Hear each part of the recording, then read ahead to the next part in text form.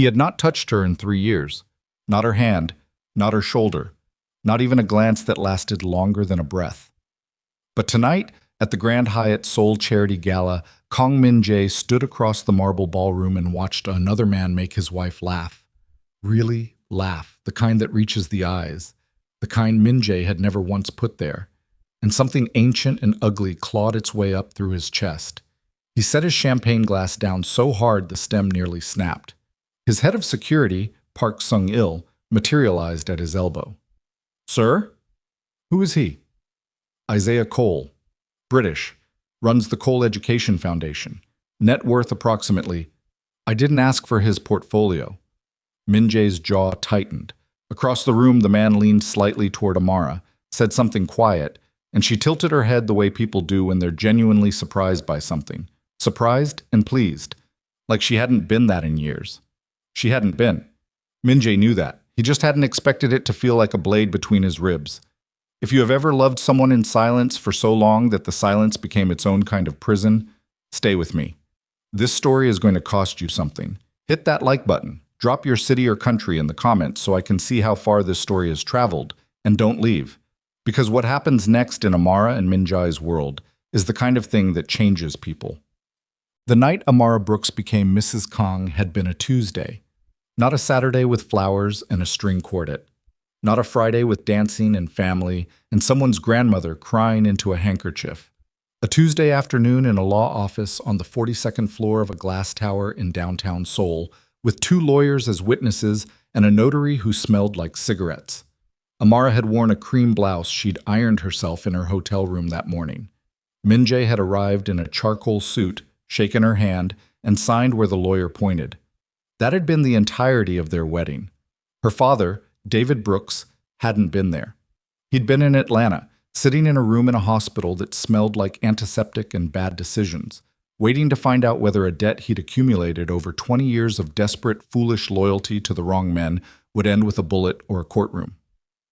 The Yeom Syndicate, one of the most vicious criminal networks operating between Seoul, Macau, and Atlanta's underworld, had called the debt due. David Brooks owed them $4 million and a decade of cooperative silence, and he had neither. What he had was a daughter with a biochemistry degree from Emory, a stubborn spine, and the worst possible timing for walking into the wrong person's charity fundraiser in Seoul during a business trip. Amara had gone to Seoul for a conference. She'd attended a fundraiser on her second night to network. She'd met a woman named Mrs. Park, who'd recognized her father's name because Mrs. Park's husband worked for the Kang organization, and the Kang organization had been watching the Yeom Syndicate's American operations for months. Within 72 hours of that chance conversation, Amara had been sitting across a conference table from Kang Min-jae's chief attorney, listening to a proposal that her brain kept insisting couldn't be real. The Kang organization would pay David Brooks's debt to the Yeom Syndicate in full. They would negotiate his release from any further obligation. They would provide legal protection for his remaining assets and arrange for quiet, permanent removal of the syndicate's leverage over him. In exchange, Amara Brooks would marry Kang Min-jae. Not forever. The contract specified 3 years, long enough for Min-jae to demonstrate marital stability to the Korean business community he was actively working to infiltrate with legitimate ventures. Long enough to neutralize certain political opposition from conservative families who distrusted an unmarried man running billion-dollar infrastructure projects. Long enough to give the Kang name a respectable face. Amara had read the contract twice without blinking. Then she'd asked for a pen. She hadn't told her father the real terms. She'd told him the Kang organization had intervened on his behalf as part of a business restructuring arrangement, and that she was moving to Seoul temporarily for work. David Brooks was not a stupid man, but he was a man who'd spent 20 years choosing not to look too closely at certain things, and he'd kept that habit for one more. So she'd moved to Seoul, and she'd become, in every visible sense, Mrs. Kang. The estate was in the northern hills outside the city, where the air was cleaner and the walls were higher. It was enormous in the way that houses become when nobody actually lives in them. Rooms that existed only to demonstrate that they could exist, corridors that echoed, gardens maintained by a staff of 12, for a woman who ate breakfast alone every morning at a table that seated 20. Amara had explored the entire property in her first week, partly from curiosity, mostly because she needed to understand the shape of the cage before she decided how to live inside it. Min Jae was almost never there. He left before dawn and returned after midnight, or sometimes not until the following afternoon. When he was home, he occupied a different wing entirely, the east side, closest to his private office, where she could sometimes hear the low murmur of phone calls through walls thick enough that she couldn't make out words, only tone. The tone was always the same, cold, efficient, absolute. They had a standing arrangement for public appearances, coordinated through his personal assistant, a sharp-eyed woman named Ji Yan, who communicated everything through email and whose messages were models of professional courtesy that conveyed beneath every polished sentence that Amara's job was to appear where she was told and behave as instructed. The first 6 months, Amara had been angry, the kind of anger that burns clean and hot, that you can almost respect in yourself because at least it means you're still fighting. She'd rehearsed conversations in her head while swimming laps in the estate's indoor pool, arguments she'd deliver calmly and precisely the next time she had 5 minutes alone with her contractual husband. Reminders that the agreement had specified a degree of basic human dignity, even if it hadn't specified warmth. She never had the conversations, because Min Jae was never there long enough, and when he was, there was always someone else present, staff, associates, a security detail that moved through the house like a tide. And she would not perform her grievances for an audience. By the second year, she'd stopped rehearsing. She'd enrolled in a Korean language program at a university in the city, which gave her 3 mornings a week with something to focus on. She'd started volunteering with an international literacy organization, translating materials for the Seoul office. She read voraciously, novels mostly, thick ones she could disappear into for hours at a time. And she ran every evening on the path that circled the estate's north garden. Even in November, even in the rain, she was surviving. She was even, in a limited way, building something. But survival and building were not the same as living, and she knew it. What she did not let herself do was miss anyone. Not the life she'd had in Atlanta. Not her friends, most of whom had gotten a vague story about an unexpected move and an international relationship, and who had texted regularly for 8 months before the texts became occasional and then sparse. Not the version of herself who had walked into that fundraiser in Seoul believing the next interesting chapter of her life was still entirely her own to write. She did not miss that woman. Missing her would have been unbearable. It was Ji Yeon who told her about the charity gala, 3 weeks before the event. The invitation had come from the Seoul Business Forum, one of the legitimate-facing organizations that Min Jae used to maintain relationships with Korea's corporate class. The gala was raising funds for children's hospitals. Attendance was expected. A dress had already been selected by someone on the estate's staff. Dark blue silk, appropriate, elegant, invisible. Amara had said she'd attend and gone back to her book. She'd arrived at the Grand Hyatt in a car with 2 security personnel and no husband. Ji Yan had texted at 7:14 p.m. "Mr. Kong will meet you inside. Please proceed to table 7. He'd been there when she entered the ballroom, standing with a group of men near the bar, and he'd glanced over as she approached. The quick, assessing look of someone checking that an expected piece of a larger arrangement was in place, and then returned to his conversation. Amara had gone to table 7 and sat down and picked up the printed program and read it with great concentration because it gave her somewhere to put her eyes. She hadn't expected the evening to be different from every other public appearance in 3 years. She hadn't expected anything. Then the man at the adjacent table had leaned over and said, in English with a warm, precise London accent, "Excuse me, I'm so sorry to interrupt. I couldn't help noticing the program. Are you with the literacy initiative listed on page 4? She'd looked up. Isaiah Cole was perhaps 45, broad-shouldered, with close-cropped natural hair just beginning to silver at the temples. He had the kind of face that conveyed genuine interest without performing it, eyes that actually focused on you rather than the room behind you. "I do some translation volunteer work for their Seoul office," Amara said carefully. "I'm not with the organization officially. Still, that's more than most people in this room." He'd extended his hand. "Isaiah Cole. I run an education foundation. We focus primarily on literacy access in under-resourced communities globally." She'd shaken it. "Amara Brooks." Brooks. He'd said it the way people say names when they're actually listening. "American?" "Atlanta. I spent a semester at Emory." 100 years ago, it feels like. And that had been it. That had been the conversation that started everything, because it hadn't stopped. They'd talked for 40 minutes about literacy funding models, about the specific obstacles in multilingual communities, about a study she'd read the previous month that he'd not only also read, but had annotations about actual thoughts, not just familiarity with the abstract.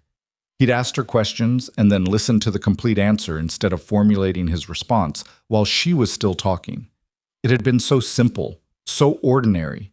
She hadn't realized how starved she was for it until she was in the middle of it. She didn't notice Min Jae watching until he was already at the table. He appeared between one sentence and the next, materializing from the crowd the way he always did. No wasted movement, no announcement, simply present where he hadn't been a moment before. His hand settled on the back of Amara's chair, not touching her shoulders, but close enough to establish something that was not, strictly speaking, accidental. Mr. Cole. His English was perfect, unaccented, and about 12 degrees below room temperature. Kang Min Jae, I believe you've been speaking with my wife. Isaiah Cole stood and extended his hand without any of the flinching that Amara had watched happen to other men introduced to Min Jae in social settings. Your wife is remarkable. You're a lucky man. A pause. The kind of pause that has weight. Yes, Min Jae said. I am. He pulled out the chair beside Amara and sat down, and for the rest of the evening he stayed. He ordered water when she had water, turned to listen when she spoke, and kept one hand resting on the table close enough to hers that anyone watching would have assumed it was proximity, intimacy, the casual nearness of two people who shared a bed. Amara was acutely aware that his hand was approximately 4 inches from hers, and that they had not touched each other in 3 years. She was also aware, in a way that made her feel slightly nauseated, that the attention felt good, that some part of her responded to it regardless of what she knew about its source, regardless of every rational alarm going off underneath. In the car on the way home, he sat beside her instead of in the front seat, which he had never done before. Neither of them spoke for 11 minutes. She counted. Then he said, without preamble, without looking at her, "What did he say to you?" She turned to look at his profile in the dark. "We talked about literacy funding." Silence. "That's all?" "Yes." She watched him. "Why?" He didn't answer. The car moved through the city, through the lit-up arteries of Seoul at night, and Kang Min Jae sat with his hands folded in his lap and said nothing. And Amara watched the hard line of his jaw and thought about the way he'd said "I am," in that pause, with something underneath it she didn't know how to read. She'd lived with this man for 3 years. She had learned to read the architecture of his silences. This one was different. She just couldn't tell yet whether different meant anything. Back at the estate, he got out of the car first and opened her door. Something a staff member always did, something he had never once done himself. And she stepped out and looked at him in the entry lights and waited. Amara. Her name in his mouth was strange. He almost never used it. Yes? His jaw moved. He looked at her like he was about to say something that required a running start, and then the mask snapped back into place so cleanly it was almost impressive. "Good night," he said, and went inside. She stood in the entry drive for a moment in the night air. Then she went in after him and climbed the stairs to the west wing and lay down on her bed in the dark and stared at the ceiling. Her heart was beating too fast for a woman who had just had a perfectly routine evening. She pressed her hand flat against her sternum and told herself it was nothing. She didn't believe herself. 3 floors away, in the east wing, Kang Min Jae sat at his desk with a glass of water he didn't drink and a phone he didn't pick up, and told himself the same thing. He didn't believe himself either. She didn't sleep. That was the first thing. 3 hours lying on her back, staring at the ceiling with the particular alertness of someone whose body has decided that rest is not available tonight. The mind running the same short loop without resolution. His voice in the car, his hand on the back of her chair. The way he'd said "I am" like it cost him something to admit. She got up at 4:30 and went to the kitchen. The estate's kitchen was enormous and impeccably stocked and designed for a staff of 6, not for one woman in bare feet making tea at an hour when the rest of the house was still in darkness. She filled the kettle and set it on the burner and stood with her back against the counter and her arms crossed and listened to the silence, which in this house was a particular kind of silence, too large, too complete. The silence of rooms that held no accumulated history of people actually living in them. She heard him before she saw him. The sound of the east wing door, then footsteps on the back staircase. Unhurried, deliberate. And then Kong Min Jae walked into the kitchen in dark trousers and a white shirt with the collar open, no jacket, and stopped when he saw her. They looked at each other across 12 feet of kitchen. "You're up early," he said. "I didn't sleep." He moved to the counter on the opposite side of the island and opened a cabinet and took down a glass. He filled it from the filtered water dispenser and drank half of it standing there. She watched him. He looked, she thought, like someone who'd also spent the last 3 hours not sleeping, though he would take that observation to his grave before admitting it. The kettle began to whistle.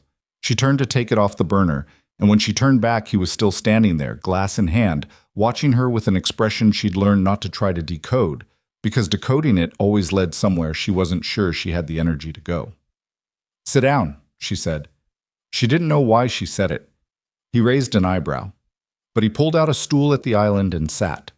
She made 2 cups of tea, which she also didn't fully understand, and put one in front of him and kept one for herself, and stood on the opposite side of the island. And for a few minutes neither of them spoke. Just 2 people at 4:30 in the morning in a kitchen too big for them, with hot cups between their hands. Then he said, "Isaiah Cole has a foundation office in Seoul. He'll be in the city another 10 days.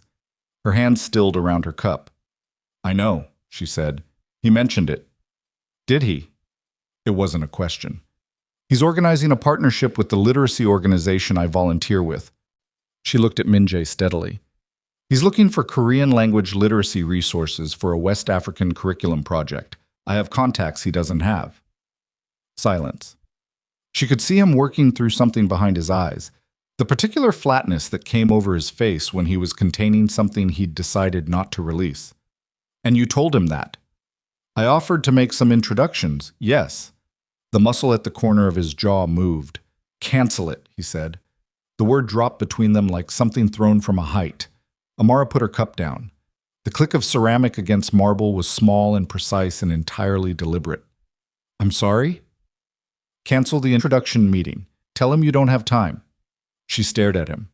3 years of silence had given her a very accurate barometer for his moods. And what she was reading right now was not calm.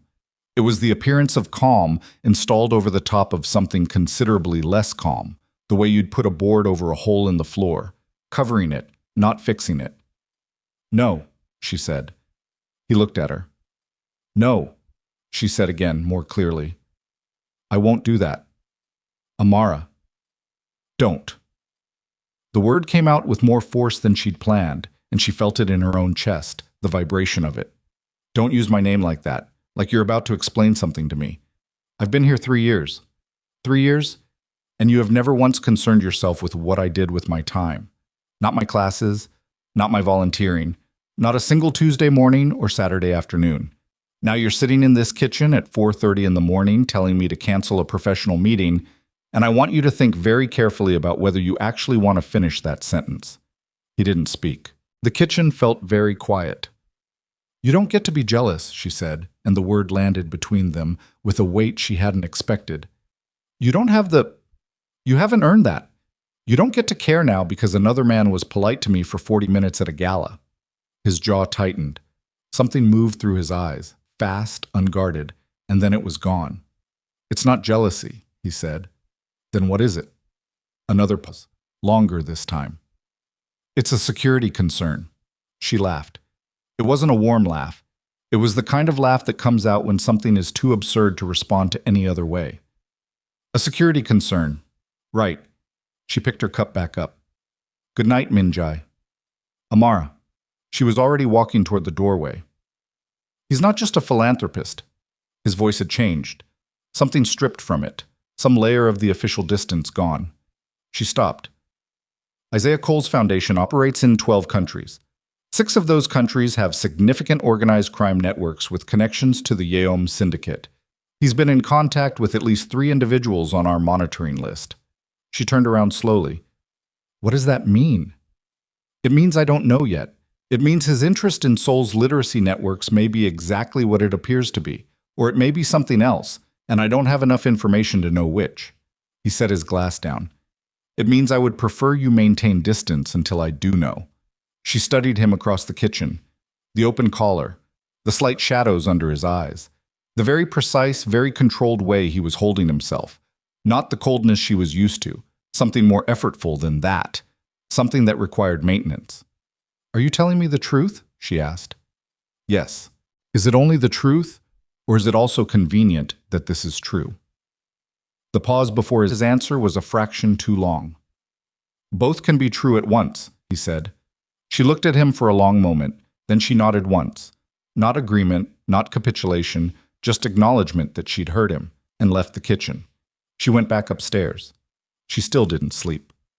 The meeting with Isaiah Cole happened anyway. She'd thought about what Min-jae had said, taken it seriously, turned it over, held it up against the light of what she knew about this world she'd been living adjacent to for 3 years. And she'd decided that if Min-jae had actual evidence of something specific, he would have produced it in that kitchen instead of a vague reference to a monitoring list. What he had was concern layered over something else, and she wasn't going to reorganize her life around the something else. The literacy organization's sole office was in a building in Mapo, 3rd floor, bright windows, the persistent smell of coffee and paper. Isaiah was already there when she arrived, talking with the director, Park Hana, with the same straightforward attention he'd given Amara at the gala, the kind that wasn't performing anything. The meeting lasted 2 hours. She'd been right about the curriculum project. It was real, detailed, and quietly extraordinary. A multilingual literacy initiative targeting 3,000 rural schools in Mali and Senegal, with the specific challenge of integrating Korean language resources into a French and Wolof-dominant context because of a South Korean NGO partnership. Isaiah's foundation needed contacts, institutional trust, and someone who could navigate both the Korean education system and the international development community. Amara had spent 3 years quietly building exactly those contacts, mostly out of boredom, partly out of necessity, partly because she needed to feel like she was doing something with her brain. By the end of the meeting, she'd offered to write a 15-page introductory brief and make 4 specific introductions. Isaiah had listened to everything she said with the kind of focus that made her feel the full weight of her own expertise for the first time in longer than she could clearly remember. Walking out of the building into the afternoon, he said, "You should consider coming to New York." She stopped on the sidewalk. "I mean it seriously." He stopped beside her. The Foundation's New York office is building a new program directorship, Global Literacy Access, West Africa focus. It would use everything you've already built here and considerably more. And I think, he hesitated with the caution of someone who has good instincts about how far to push, I think you're not doing the work you're capable of in any part of your life. She looked at him. That's a very direct thing to say. I know. I'm sorry if it's too much. She looked down the street. Traffic, pedestrians, the ordinary running noise of a Tuesday afternoon in Mapo. It's not too much, she said carefully. I just need to think. Of course. He handed her his card, though they'd already exchanged information.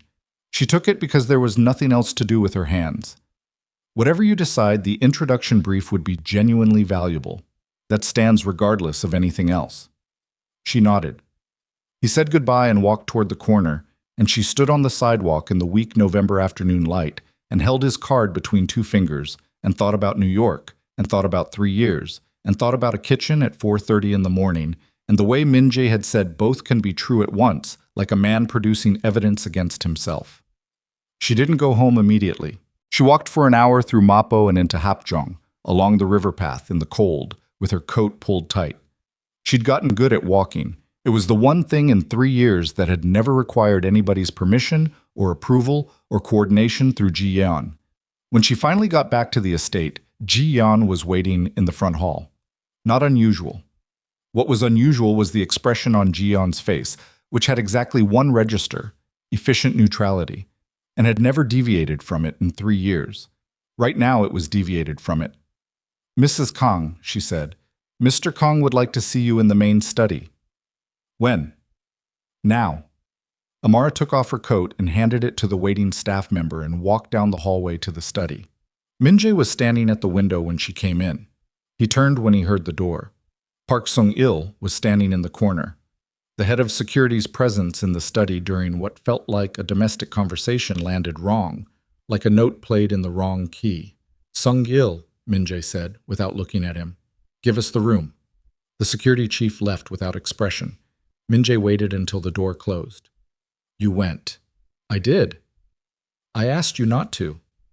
"You stated a security concern." She stood in the center of the room, hands at her sides, deliberately not retreating to any surface. "If the concern were specific enough to require me to cancel a professional obligation, I expected you to tell me what it was. You gave me a vague reference and a preference. A preference isn't a directive. In this house, I know what it is in this house." Her voice was steady. "That's exactly the problem." He stopped. Something passed between them. Not warmth, not softness. Something harder than both of those. The particular electricity of two people who have been keeping careful distance and have now closed it by about 6 inches too much. "What did he say to you?" Min-jae asked. "We talked about the curriculum project, which is genuine and exists and has nothing to do with your monitoring list." "What else?" She measured how much to give him. "He offered me a job in New York." The silence that followed had a texture she could almost feel. "And?" "And I told him I needed to think." She watched his face. "Which is true. You are not going to New York." The words came out with a certainty so absolute, so reflexive, that she genuinely wasn't sure he'd heard himself say them. She stared at him. "Say that again," she said very quietly. He heard himself that time. She could see it. The slight tightening, the recalibration. "I mean, you said I am not going to New York." Her voice was still quiet. That was the thing he'd learn about her eventually, if he was paying attention. When she got very angry, she got very quiet. "Do you understand how long it's been since someone told me what I was or wasn't going to do? Do you understand that the last person was the lawyer in that office 3 years ago, handing me a contract, and that I signed it because my father's life was in a specific kind of danger?" She took one step toward him. "You do not tell me where I am or am not going. You do not tell me who I am or am not meeting. You gave up the right to those sentences before the ink was dry on that contract, and you spent 3 years making absolutely certain I understood that." He was very still. "You want to be angry that another man pays attention to me," she said. "Fine, be angry, but stand in front of that and look at it honestly. Look at what you built. Look at what 3 years of this looks like from where I'm standing, and then come back and tell me what you think you're owed." The room was completely silent. Min-jae turned back to the window. His hands were at his sides, slightly open. She'd never seen that before. That particular openness, like he'd let go of something he'd been gripping. When he spoke, his voice was different. Not the authoritative cold of the phone calls she heard through walls. Not the public register he used in front of cameras and business associates. Something underneath both of those, rougher and less certain. "I know," he said. "I know what I built." She hadn't expected that. She waited. He turned from the window. His face was doing something she didn't have a name for. Not the blank control she'd mapped over 3 years, something more exposed than that. The look of a person who has been carrying something very heavy for a very long time and has finally become too tired to carry it standing straight. "There are things I need to explain to you," he said. "About the contract. About why the marriage was structured the way it was. There are things in the original negotiation that you were not told." Her stomach dropped. "What things?" she said. It wasn't a question. It was something more braced than that. "The Yom Syndicate debt. Your father's situation." He looked at her directly. "That was real. Everything I told you about that was true, but it was not the only reason." The room felt like it was tilting slightly. "Sit down," he said. "I'll stand." He nodded, not surprised, just accepting, and pulled out the chair from behind the desk and sat in it himself, elbows on knees, hands together between them, and looked up at her. "My legitimate business expansion required 2 things to succeed in the Korean corporate environment 5 years ago," he said.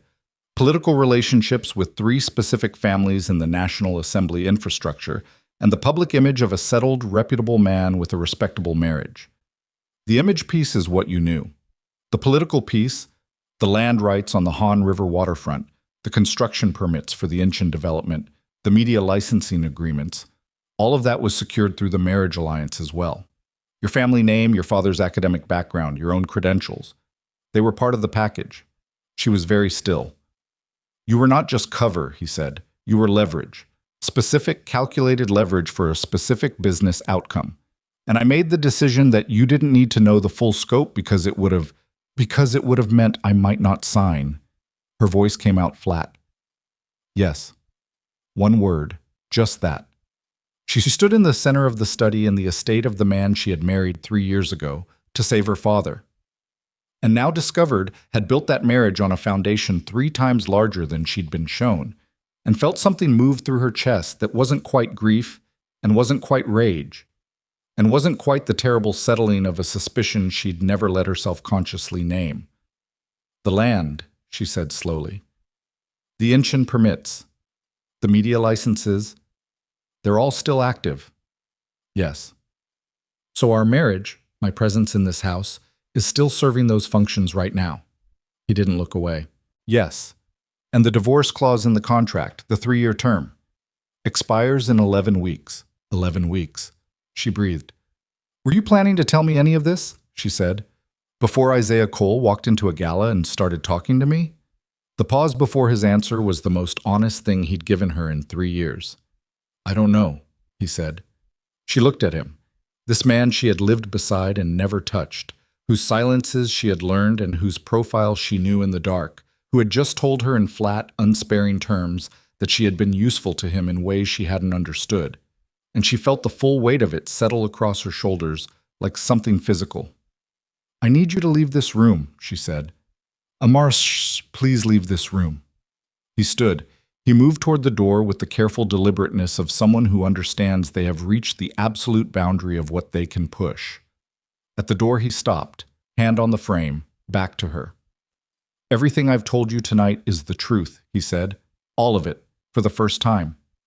She didn't answer. The door closed behind him. She stood alone in the center of the study and breathed in through her nose and out through her mouth, very slowly, 4 times, the way she'd learned to do in the years when the silence in this house became loud enough to hurt. Then she walked to his desk and opened the bottom left drawer. She'd seen Ji-yeon retrieve things from it during estate business meetings she'd sometimes been required to attend as a decorative presence, and found what she was looking for in the 3rd folder. A copy of the original marriage contract, all 14 pages, with addenda. She sat down in his chair and started reading. She read every word, every clause, every carefully worded provision she had signed without being shown.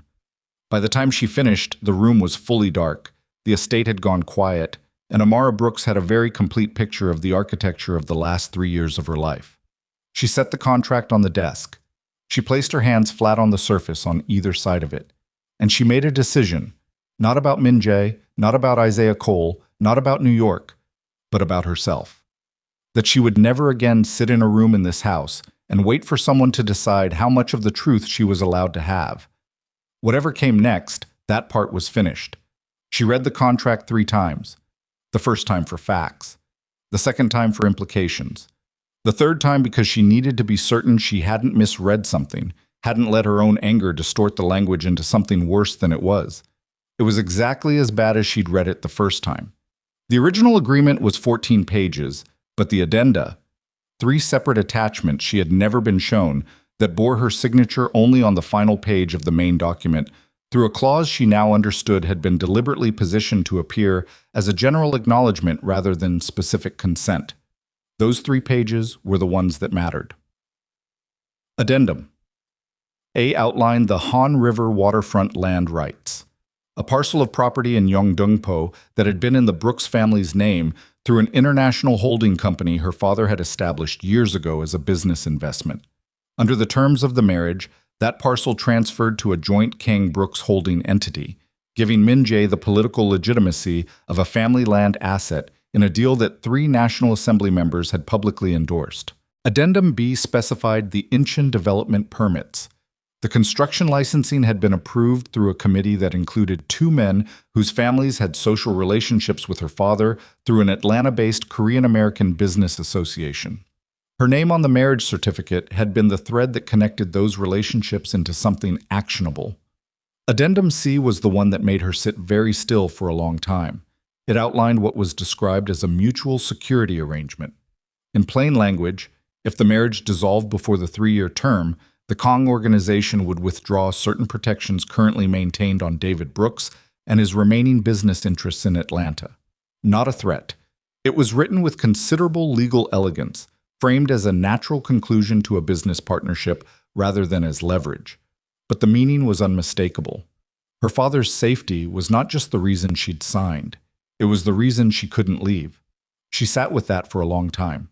Outside the study windows, the estate grounds were dark and silent. The garden lights were on their automatic timer, casting pale pools across the trimmed hedges. Somewhere in the east wing, Min-jae was awake. She knew this the way she'd learned to know all his habits, not through conversation, but through 3 years of living in the same building with a man who occupied space with a particular density. She put the contract back in the folder. She put the folder back in the drawer. She went upstairs and sat on the edge of her bed in the dark and thought about her father. David Brooks, 61 years old, retired professor of international economics. A man who had spent 2 decades making decisions he'd convinced himself were pragmatic and had ended up owing his life and his daughter's freedom to a criminal organization's goodwill. And she thought about what he would say if he knew, what he would do. She thought he would be destroyed by it, and she thought that knowing that had probably been part of the calculation too. In the morning, she called him. It was evening in Atlanta. He picked up on the second ring, the way he always did, with the particular warmth he saved for her, Amara baby. And she sat at her desk in the West Wing with the phone against her ear and said, "Hey, Dad," and listened to his voice and made herself sound normal, made herself ask about his knee, which had been bothering him, about whether he'd seen the Nguyen's recently, about his chess club. He sounded good. He sounded like someone who'd been sleeping well for 3 years. She got off the call after 20 minutes and sat very quietly and thought about what it meant to make a decision when the consequences of that decision would fall on someone who didn't know the game was being played.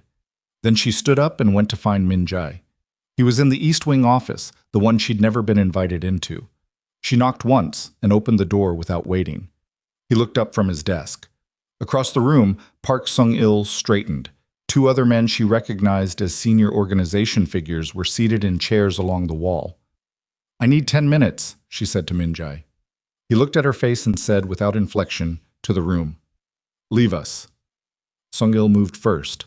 The others followed. The door closed. Min-jae waited. "Addendum C," she said. Something shifted in his expression. Minute, barely there, but she'd spent 3 years cataloging his face, and she caught it.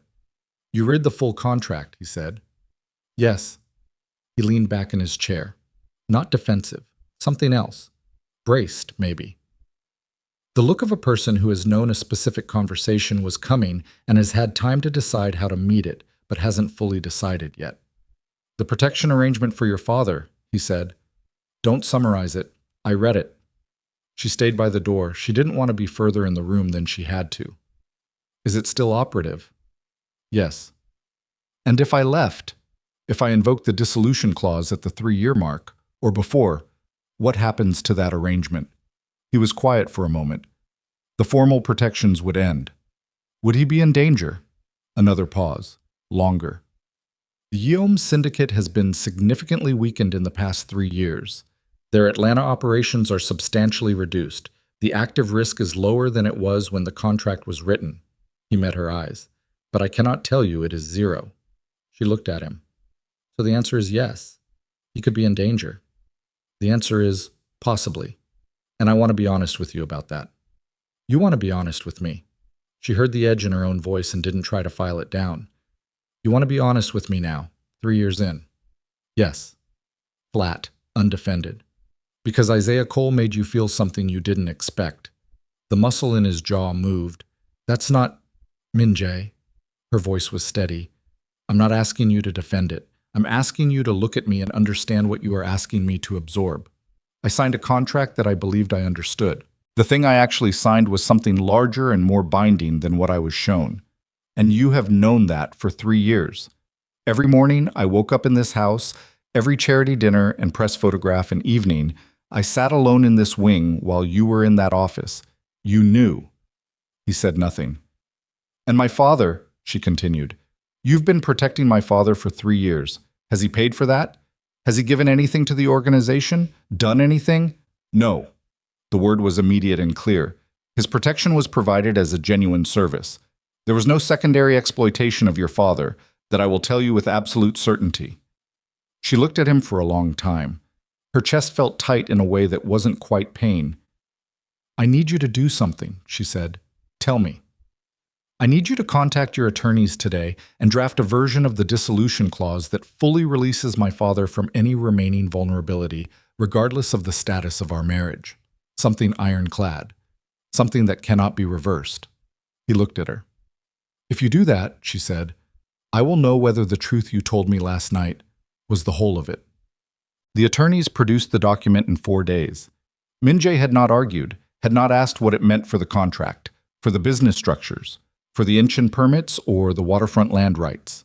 He'd called his legal team the morning of the conversation, and by the following afternoon, Ji-yeon had hand-delivered a draft to Amara's wing with a note in Min-jae's handwriting. 3 words, no signature, tell me if. She'd had her own lawyer review it, a woman named Clara Oh, a Korean-American attorney she'd found independently 2 years ago and paid from her personal accounts, which were funded through the contract's monthly stipend and which Min-jae had never inquired about. Clara reviewed it over 2 days and called her on the 3rd morning. It's real, Clara said. It's comprehensive. There are no back clauses, no conditional provisions. If you sign this, your father's protection status becomes unconditional and permanent, independent of your marital status. Amara was standing at the window of her wing when she took the call, looking out over the north garden. He didn't fight it, she said, half to herself. Not according to the drafting record. The instruction from Mr. Kang to the legal team was apparently, give her what she asked for. She was quiet for a moment. Okay, she said, I'll sign it. She signed it that afternoon and had Ji-yeon return it. That evening, Min-jae appeared at the west wing door, knocked, which he had never in 3 years done, and stood in the doorway when she opened it. It's filed, he said. Your father's status is permanent now. Nothing changes it. She looked at him. In the hallway light, he looked like someone who hadn't slept well in several days, which was probably accurate. Thank you, she said carefully. He nodded. Then, not quite leaving. Can I... He stopped. She waited. Can I come in? She stepped back from the door. He came in and stood in the middle of the West Wing sitting room, her space, the one he'd never entered, and looked around it with the expression of someone who'd walked into a place they'd never thought to visit and were now somewhat at a loss. She watched him take in the bookshelves she'd built up over 3 years, the Korean language textbooks stacked beside novels, the small plant she'd kept alive on the windowsill, the photographs on the side table, her and her father from a trip to Jeju she'd taken alone the previous spring, Clara and 2 other women from the literacy organization at their Christmas dinner last year. Evidence of a life she'd built inside his house without him. He looked at the photographs for a moment. Then he looked at her. I fell in love with you, he said, approximately 4 months after the wedding. The room went very still. I'm not telling you that because I expect something from it, he said, before she could speak. I'm telling you because you asked for truth, and that is part of the truth. He looked at the floor for a moment, then back up. I made a decision that it was not something I could afford. Men in my position who love people, it makes them predictable. It makes them soft in places that enemies find. I decided it would be better, safer for you and for what I needed to maintain, to behave as though it wasn't true. She was standing very still. So I treated you like a business asset, he said, because the alternative was to treat you like someone I cared about, and caring about you in this life is... He stopped, breathed. I did not want you to become something someone could use against me. I told myself that was protection. I'm aware that from where you're standing, it looks exactly like what it was. She looked at him for a very long time. It was cruelty, she said. Not with heat, just fact. Yes. Even if the intention behind it wasn't, yes. She crossed her arms. Not against him, more like holding something in. Do you understand that love is not protection if the person you're loving doesn't know it exists? Do you understand that what you just described is 3 years of me being alone in a house while you... She stopped, pressed her lips together. I built an entire interior life here. By myself. I learned this language. I made friends. I kept myself going. And you were 40 meters away in that office, and you chose not to. He didn't argue, didn't qualify. I know, he said. Stop saying that. What would you prefer I say? She uncrossed her arms. Nothing. Right now I'd prefer silence because I need to think. She moved to the window, putting space between them. Isaiah Cole offered me a position in New York. A real one. I've been thinking about it seriously. I know. She turned. How do you know that? A beat. I didn't surveil you. Ji-yeon mentioned you'd requested information about the Foundation's New York office. She filed that away. I want 3 days, she said. I want to stay somewhere that isn't this estate for 3 days and think about everything you've told me and everything in that contract, without phone calls, without Ji-yeon, without security detail. He looked like the request cost him something. That's not... He stopped himself, started again. I can arrange reduced security. Discreet presence, not visible. You're already deciding the terms. His jaw tightened, then released. Where would you go? Jeju. I have a contact there. A woman from the literacy program. I can stay with her. Silence. She watched him weigh things she couldn't fully see. The security calculus, the control calculus, something else underneath both. All right, he said. She hadn't expected him to agree. All right, she said slowly. She was on Jeju for the second day when Park Sung-il called her. She was sitting on the small terrace of her contact's house outside Jeju City, drinking coffee, watching the morning fog come off the fields, feeling something that approached. Not peace, not yet, but the beginning of the conditions that might eventually allow peace. The call came at 8:17 in the morning from a number she recognized. She picked it up because Sung-il had never called her directly. In 3 years, the head of security had communicated through Ji-yeon or not at all. Mrs. Kang. His voice was low and even. I need to inform you of a situation. Are you somewhere you can speak privately? She was already standing. Yes. What situation? There was an incident at the estate last night. The East Wing office sustained significant damage from what appears to have been a targeted explosive device. No fatalities. 2 injuries among security staff. The coffee cup was still in her hand. She put it down. Min-jae, she said. Mr. Kang was not in the office at the time of the incident. He is uninjured. She let out a breath. The attack has been attributed to the CO organization, Sung-il continued, a rival faction. They have been watching for weakness in the Kang operation for some time. It appears that Mr. Kang's recent decisions, the legal restructuring, certain business withdrawals, other matters, were interpreted as vulnerability. Other matters, she said. You mean me? A pause. There are individuals who believe Mr. Kang's attention has become divided. She stood on the terrace with the fog moving in off the fields, and the phone cold against her ear, and understood what Sung-il was telling her without telling her. That the bomb in Minji's office was, in the chain of causation, connected to a sequence of events that had begun with a charity gala and a British philanthropist, and a conversation that had lasted 40 minutes and changed the geometry of a man that an entire criminal ecosystem had built its calculations around. Does he want me to come back? She said. No, Sung-il said. He was explicit. He does not want you to return. He said, a brief pause, like the man was deciding whether to relay it exactly. He said you should have your 3 days. She closed her eyes. Is he going to be safe? That is what I am working on, Sung-il said, with the precise, controlled confidence of someone who has worked very hard for a very long time at one specific thing. He has returned to the city. He is handling it. He ended the call. She stood on the terrace for a long time. The fog had thickened. She couldn't see the lower field anymore. She went inside and sat down on the edge of the narrow bed in the guest room and looked at the floor. She thought about the study. She thought about the contract. She thought about a man sitting in a chair with his elbows on his knees saying, I know, in a voice with all the official distance stripped out of it. She thought about the bomb. She thought about what it meant that he'd said anyway. You should have your 3 days. Then she called Isaiah Cole. He answered from New York. It was still evening there. His voice had the same quality it had in person, the focused calm, the genuine attention. Amara, is everything all right? I need to ask you something directly, she said, and I need a direct answer. Of course.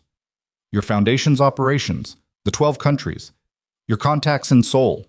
She was looking at the wall. Is there anything about your operations that intersects with criminal networks in East Asia? Anything at all? A silence, longer than she expected.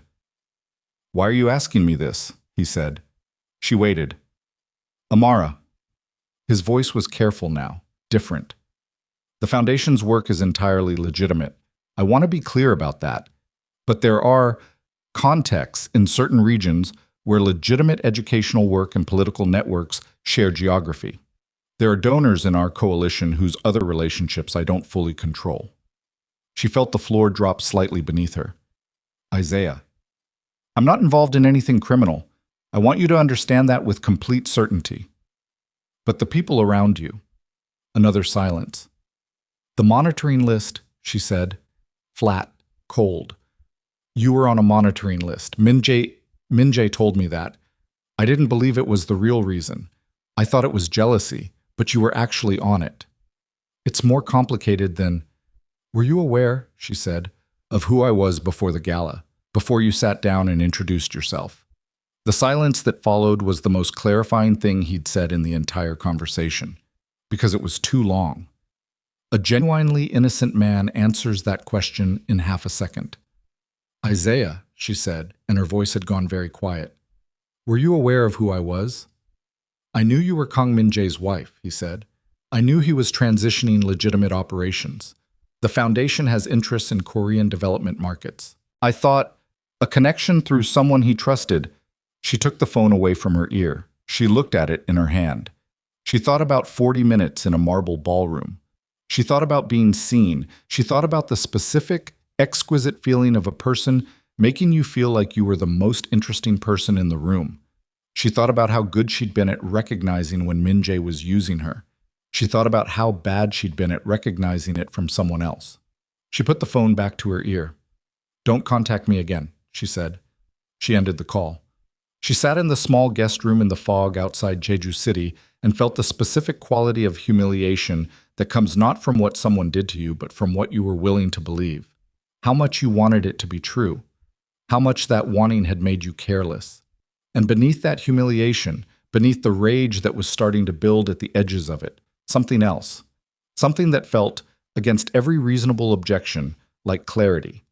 She picked up her phone again and called Ji-yeon. Tell Mr. Kang I'm coming back tomorrow morning, she said. And tell Park Sung-il I want a full security briefing at 9 a.m. Not a summary. Full. Ji-yeon's pause was exactly 1 second. Yes, Mrs. Kang. She ended the call and started packing. Outside the window, the fog was beginning to thin at the edges, and Amara Brooks, who had signed a contract she hadn't fully read, who had spent 3 years building a life inside a house she'd never chosen, who had nearly walked through a door held open by a man who'd known exactly who she was before he sat down beside her, began to understand that the only way through what came next was not away from it. She folded her second shirt and placed it in the bag and didn't let herself think about whether going back was weakness or wisdom, because that distinction had stopped mattering. What mattered was what she was going to do when she got there. She was on the 7 a.m. ferry from Jeju. The sea was running hard that morning, not dangerous but honest about its mood, gray-green swells rolling in from the west that lifted the ferry's bow and dropped it with a dull, heavy impact that you felt in your back teeth. Most passengers had retreated to the cabin within the first 20 minutes. Amara stood on the rear deck with her bag wedged between her feet and both hands on the salt-rusted railing and let the cold work into her coat, into her face, into the parts of her chest that had gone very tight somewhere around 3 a.m. and hadn't loosened since. The Isaiah Cole conversation played again without her permission. Were you aware of who I was? That silence. She'd counted it last night, lying in the narrow guest bed in Jeju City. 4.5 seconds.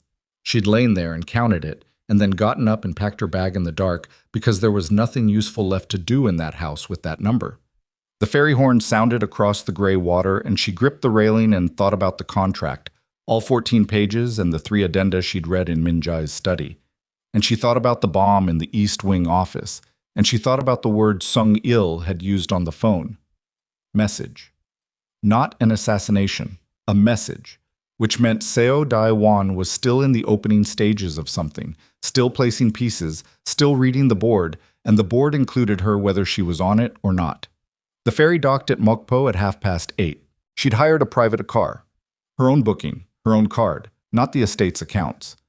3 hours up the expressway towards Seoul, with a driver who played the radio at low volume, the kind of music that's background noise by design, and didn't speak.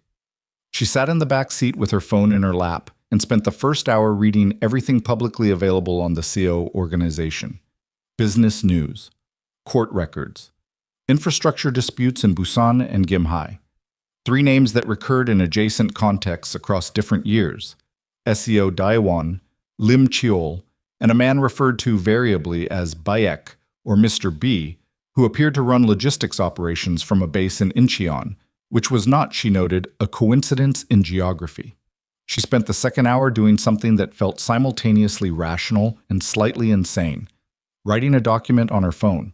Bullet points organized into an argument, what she knew, what she could demonstrate, what the Cole connection changed about the CO meeting, if a CO meeting was coming, what she could contribute that Sungil's security briefing would not contain, because Sungil's security briefing would cover threats to Min Jae's body and organization, not the specific texture of a 40-minute conversation in a marble ballroom with a man who had known her name before he sat down. She read it back once. Then she put her phone in her coat pocket and looked out the window at the expressway moving past. Flat agricultural land giving way to industrial outskirts, giving way to the dense, stacked weight of Seoul building up on the horizon, and made the decision she'd probably already made on the ferry but needed the drive to fully commit to. She called Sung-il at 11:15. He picked up on the second ring. "Mrs. Kang, I'm an hour out. Brief me on current status." A pause that contained several things. "You're coming back." "I'm already on the expressway. Talk." She heard him breathe, controlled, the breath of a man recalibrating. Then, secondary incident this morning, Yu, the logistics captain, was attacked at his home at approximately 4 a.m. Alive. Multiple injuries. He's at a private medical facility. She closed her eyes briefly, opened them. "They're dismantling the structure from the outside in." "That's the assessment, yes." "Incheon is the actual target." "Also the assessment." "Where's Min Jae?" "Mapo's secondary residence. He relocated last night after the East Wing. The estate is vacated." "Is he sleeping?" A pause. "No." She'd expected that. "What is he planning?" "He's in a captain's meeting currently. I'm outside the room. When it ends, I need you to get me in front of him before he does anything irreversible." Another pause. Longer. She could almost hear Sung-il weighing the geometry of loyalties, where she fell in the structure, what authority she had, what his own judgment said about the value of what she was carrying. "How far out are you?" he said. 50 minutes. Drive directly here." He sent the address before she could ask. What? The Mapo building was the kind of structure that announced nothing about itself. Mid-rise, residential facade, nothing distinguishing it from the dozen buildings on either side, except the quality of the door locks and the men stationed near them in clothing designed not to look like stationed men. She recognized Kwan from prior security details. He saw her coming from half a block away and had his phone up before she reached the entrance. The door opened. 4th floor. Sung-il in the hallway, arms at his sides, with the look of someone who has been making judgment calls all morning and has arrived at one more. "Captain's meeting just ended," he said. "He's alone." "Good. He doesn't know you're here." "I know." She moved down the hallway. Sung-il kept pace, not blocking her, not directing her, just present. At the second door on the right, she could hear nothing, which was its own kind of information. She knocked once and went in. Min Jae was at the window. He turned, and the expression on his face, completely unguarded for one full second before the architecture came back up, told her several things simultaneously. That he hadn't slept. That Yoon's attack had hit him harder than he'd let anyone in that captain's meeting see. That her being in this room was not something he'd been prepared for, and that being unprepared for it had cracked something open in him that was still open. "You're supposed to be in Jeju," he said. His voice was rough at the edges. Not the controlled baritone of official settings. The actual voice, worn down by a sleepless night. "I was." She set her bag against the wall. She looked at his left arm, the butterfly bandage, white and neat, on a cut that went from just below the elbow halfway up the forearm. Recent. Not last night. This morning. What happened to your arm? His jaw moved. 3 a.m. 2 men at the building entrance. Sung Il's people handled it. I was present when they did. You were present, she repeated. It's been handled. Min Jae? She held his gaze. I called Isaiah Cole last night. The room went very still. Behind her, she heard Sung Il, who'd followed her in, become the specific kind of still that good security people become when they understand that what's being said is information. I asked him directly whether he'd known who I was before the gala. She kept her voice flat and clean. No drama in it. She'd decided on the ferry that drama was a luxury she didn't have time for. He didn't answer fast enough. I pushed. He admitted that he'd known I was your wife, that he knew you were transitioning to legitimate operations, and that he'd seen my position in your household as a potential pathway into Korean development infrastructure. She watched Min Jae's face process this. He framed it as the foundation having interests in the market. He framed it very carefully, but the framing was the tell. Min Jae looked at her for a moment. Not with vindication. She'd prepared herself for vindication and would have hated it, but with something more exhausted than that. The look of a man who'd been right about something and found no comfort in it. There's more, she said. I think Cole's connection goes beyond simple opportunism. I think he's been brokering something, using the foundation's credibility as a neutral surface between networks that can't meet directly. And I think the CO organization is one of those networks. Sung Il moved. Just slightly. She caught it. She turned to look at him. You already know. Sung Il looked at Min Jae. Min Jae gave a slight nod. We became aware of a possible Cole-CO connection 2 days ago, Sung Il said. We were still verifying. She looked at Min Jae. You knew this when I was still talking to him. I knew there was a possible connection, not confirmed. I didn't want to tell you something I couldn't yet prove. She absorbed this. The anger was there. She felt it, clean and real. But underneath it was something she couldn't dismiss. He had tried to protect her from information that wasn't solid. That was a different thing than what he'd done for 3 years. Not entirely different, but different enough to notice. What are you planning? She said. Tell me all of it. He crossed to the table where the maps were spread. She came to stand beside him, not behind him, beside him, which she felt him register in the slight change of his posture, and looked at the documents. Incheon Development Site, Yongdong-pyo Waterfront, the Han River land parcel. She knew these documents. She'd read them in the addenda. I've arranged a meeting with Seo Dai-wan, he said. Tonight, Yoido. Neutral ground, a private dining establishment he proposed. You accepted his venue choice. I accepted it because rejecting it would have signaled weakness, and I need him to come to the table believing he controls the environment. She looked at the map. And what you're giving him? The Yongdong-po parcel, the waterfront land rights. It's worth enough as territorial asset that it stops the Incheon interference. He gets expansion. I get the legitimate operations left intact.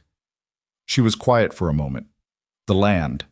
The Brooks family land that she hadn't known was part of the contract until she read the addenda. That's my family's property. Yes. He didn't flinch from it. I'll replace the equivalent value, cash, property, anywhere in Korea, whatever your father wants. He loses nothing of real monetary value. But the Yongdong-po parcel specifically is what CO wants, and it's the most efficient resolution. She looked at the map. She thought about efficient and what it cost and who paid it. And then she thought about what happened if the Incheon permits collapsed, and what happened to the organization's loyal employees. The 60-odd men and women who'd been redirected to legitimate construction and logistics because Min Jae had begun the process of transforming the organization months ago, quietly, before any of the public events had forced his hand, and she made the calculation that she suspected he'd already made. All right, she said. He looked at her. The property, she said. Use it. She looked back at the map. But I'm telling you right now, I'm coming to Yoido. No. Min Jae, absolutely not. That's not a negotiation. It's not an argument either. She looked at him steadily. I have information about Cole that you don't have. Specific things he said to me, specific framings he used, the exact texture of how he presented the New York opportunity, and what he let slip when I pushed. If CO brings Cole into that room, which he might, if Cole is serving as his bridge to legitimate networks, Then you are going to need someone who can read him in real time. Someone he underestimated badly enough to actually be honest with. Min-jae's jaw was tight. She watched the calculation move through him. The security instinct, the fear that had a different quality now than it had 3 years ago. The particular cost of caring about someone who was standing in front of you asking to walk into a room with dangerous men. Outside, he said finally. You stay outside, with Sung-il and a full team. Outside, she agreed. He looked at her for a moment longer than necessary. Then he turned back to the map. She spent the afternoon doing the thing that mattered most. Park Jun-soo's daughter, Seo-jin, answered on the third ring, warm and genuinely pleased, the kind of warmth that's either very well performed or very real, and in 3 prior conversations, Amara had developed a strong working theory that Seo-jin Park was simply a person who was actually warm, which was rarer than it should have been. They talked for 22 minutes, literacy program, spring event, the Korean language children's book series Seo-jin had been developing. At minute 18, in the natural flow of the conversation, Amara said, I've been thinking about how much the Kang organization's community commitment has meant to the work we're doing. The Incheon development especially, the way it's structured to include local employment guarantees. My husband really believes in that model. I know there's sometimes noise from competitors who'd benefit from misrepresenting the project, but I wanted to make sure the people who matter have the accurate picture from us directly. A pause on Seo-jin's end. Not long. The pause of someone who speaks this language fluently. My father has always appreciated the Kang organization's straightforwardness, Seo-jin said carefully. I'll make sure he knows you called. Amara said goodbye and put down the phone and sat with her hands flat on the table for a moment. She'd just done the thing she'd watched done around her for 3 years and had always quietly told herself she'd never do. Used a friendship as a conduit for something underneath friendship. And she'd done it fluently and without hesitation and with a complete grasp of the mechanism. She didn't feel good about it. She also didn't feel she'd had a choice. She sat with both of those things, which was the most honest thing she could do. At 5 p.m., Sung-il came to the room they'd set aside for her and handed her a communication vest. Thin, matte black, fits under a jacket, and briefed her on the extraction protocol. She listened completely. She asked 4 questions. He answered all 4 without condescension, which she appreciated. One more thing, he said. He hesitated, which she'd never seen from him. If the meeting deteriorates, if the signal comes from the interior contact, you do not wait. You get in the vehicle and you go. Whatever you think you can do from the room, you don't go in. She looked at him. That's not the plan. The plan has variables. He held her gaze. I'm asking you to agree to the extraction protocol without exception. She thought about it. Actually thought about it, not as a formality. If the interior contact signals genuine danger to Min-jae, not a bad meeting, actual physical danger. I'm not sitting in the car. Sung-il's jaw moved. Mrs. Kang, I'll agree to everything else. That one I can't give you. He looked at her for a long moment, then, don't make me regret this. I know the feeling, she said. What?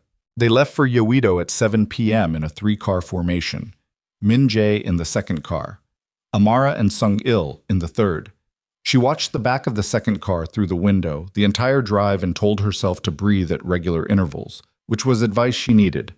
The restaurant building was a tower on the Yeouido waterfront, private dining on the 3rd floor, unmarked entrance off the main lobby, the kind of establishment that required you to know it existed before you could find it. She'd noted the building's exits on the way in without meaning to. That was new. 3 years ago, she wouldn't have done that. 2 cars took positions across the street. Sung-il's vehicle pulled to the north side, better sightline. She watched Min-jae get out of the second car, jacket straight, no armor visible, moving with the deliberate ease of someone who has learned to perform calm as a professional requirement, and cross to the building entrance and go inside. The door closed. She sat in the back seat of the car with Sung-il in the front and 2 operatives she didn't know on either side, and looked at the building across the street and breathed. 7 minutes. 8. 9. Her hands were in her lap. She pressed them flat against her thighs and felt the pressure and concentrated on it, instead of the 11 different things her mind was running simultaneously. Sung-il's phone. He looked at it. Initial contact confirmed. Meeting in progress. She nodded. 12 minutes, 15, 20. She had developed, over 3 years of sitting in cars during public appearances while Min-jae conducted business nearby, a very high tolerance for waiting. She applied it now and found that it was significantly less sufficient than usual. 28 minutes. Sung-il's phone again. He looked at it. He looked at it longer than he should have. "What?" she said. He turned in the front seat. His face was doing the thing she'd cataloged from the Jeju call, the look of someone deciding how to deliver something. "SEO brought an additional party to the meeting," he said. "Not disclosed in the preliminary arrangement. Interior contact just confirmed identity." Her hands tightened on her thighs. "Isaiah Cole," he said. The street outside the car window. Traffic. 2 people walking a dog. The river visible at the end of the block, lit from underneath by the waterfront installations, its surface dark and moving and indifferent. Isaiah Cole was in that building. Isaiah Cole, who had approached her at a gala with a London accent and genuine seeming interest and a New York job offer and 4.5 seconds of silence when she asked the one question that mattered. Who was connected to Seo Daewon's network in ways he'd admitted to while framing as peripheral and was almost certainly not peripheral? Who was sitting across a table from her husband right now in a meeting Min-jae had walked into alone, prepared for a 2-party negotiation, with no knowledge that the third party was a man whose entire relationship to the Kong organization had been built through Amara herself. She reached for the door handle. Sung-il's hand came up from the front seat. Not a grab, a block. "Mrs. Kong?" "He doesn't know." Her voice came out flat and precise. "Cole is in that room, and Min-jae doesn't have the information he needs to understand what Cole's presence means. He doesn't know what Cole said to me. He doesn't know the specific things Cole admitted. He doesn't know how to read him because he's never been alone in a room with him. The interior contact can relay. A relay through a third-party mid-meeting is not the same as having someone in the room who spent 6 weeks being actively worked by that man and knows exactly where the gaps are." She looked at Sung-il directly. "This is not a security situation. Min-jae is not in physical danger from Isaiah Cole. Cole is not muscle. Cole is a social operator and he is very good at it. And right now he is in a room reconfiguring a negotiation that my husband walked into with a completely different map." Sung-il's jaw was set. She watched him think. She'd learned to watch people think over 3 years of sitting in rooms while important things happened around her, and Sung-il was a fast thinker, the kind who got to the conclusion before his face did, and then had to wait for his face to catch up. "My presence is not unusual," she said. "I'm his wife. I have attended 47 public and private engagements with him over 3 years. My walking into a restaurant where my husband is dining is not a security provocation. Seo Daewon's people will read it as, they'll read it as exactly what I said, a wife joining her husband." She held his gaze. "And then I'll sit down, and Cole will understand that whatever he built through me has turned around, and Seo will see that the Kong operation is not as divided as Cole told him it was." She let that land. "That's not nothing, Sung-il. That changes the room." The silence lasted 6 seconds. She counted. "Interior contact clears the entrance," he said. "You have 30 seconds once you're through the door before the upstairs contact loses position. You move fast." "Yes." "If anyone in that room stands up suddenly, I get down. If I give the signal, I walk out. No argument." He held her gaze for one more second, then, "Move." She was out of the car before the word fully landed. Cold air. Pavement. 30 feet to the entrance, her heels on the concrete, the communication vest firm against her ribs under her coat. The door opened as she reached it. The interior contact, a young man she didn't know, face neutral, holding it exactly long enough. Inside. Marble lobby. The elevator at the far end already open. She crossed the lobby at the pace of someone who belongs here, which she'd also learned over 3 years. The specific rhythm of arriving somewhere with authority rather than permission. The elevator. 3rd floor. The doors opened on a carpeted hallway, muted lighting, the smell of very good food from behind closed doors. The upstairs contact, a woman in staff uniform, was already moving, leading her to the second door on the left without making eye contact, stopping 6 feet short and stepping aside. Amara reached the door. She put her hand flat on it and stood there for exactly 2 seconds. She thought about the kitchen. She thought about the ferry. She thought about 4.5 seconds of silence on a phone and a contract she'd signed on a Tuesday and 3 years of building a life inside someone else's architecture.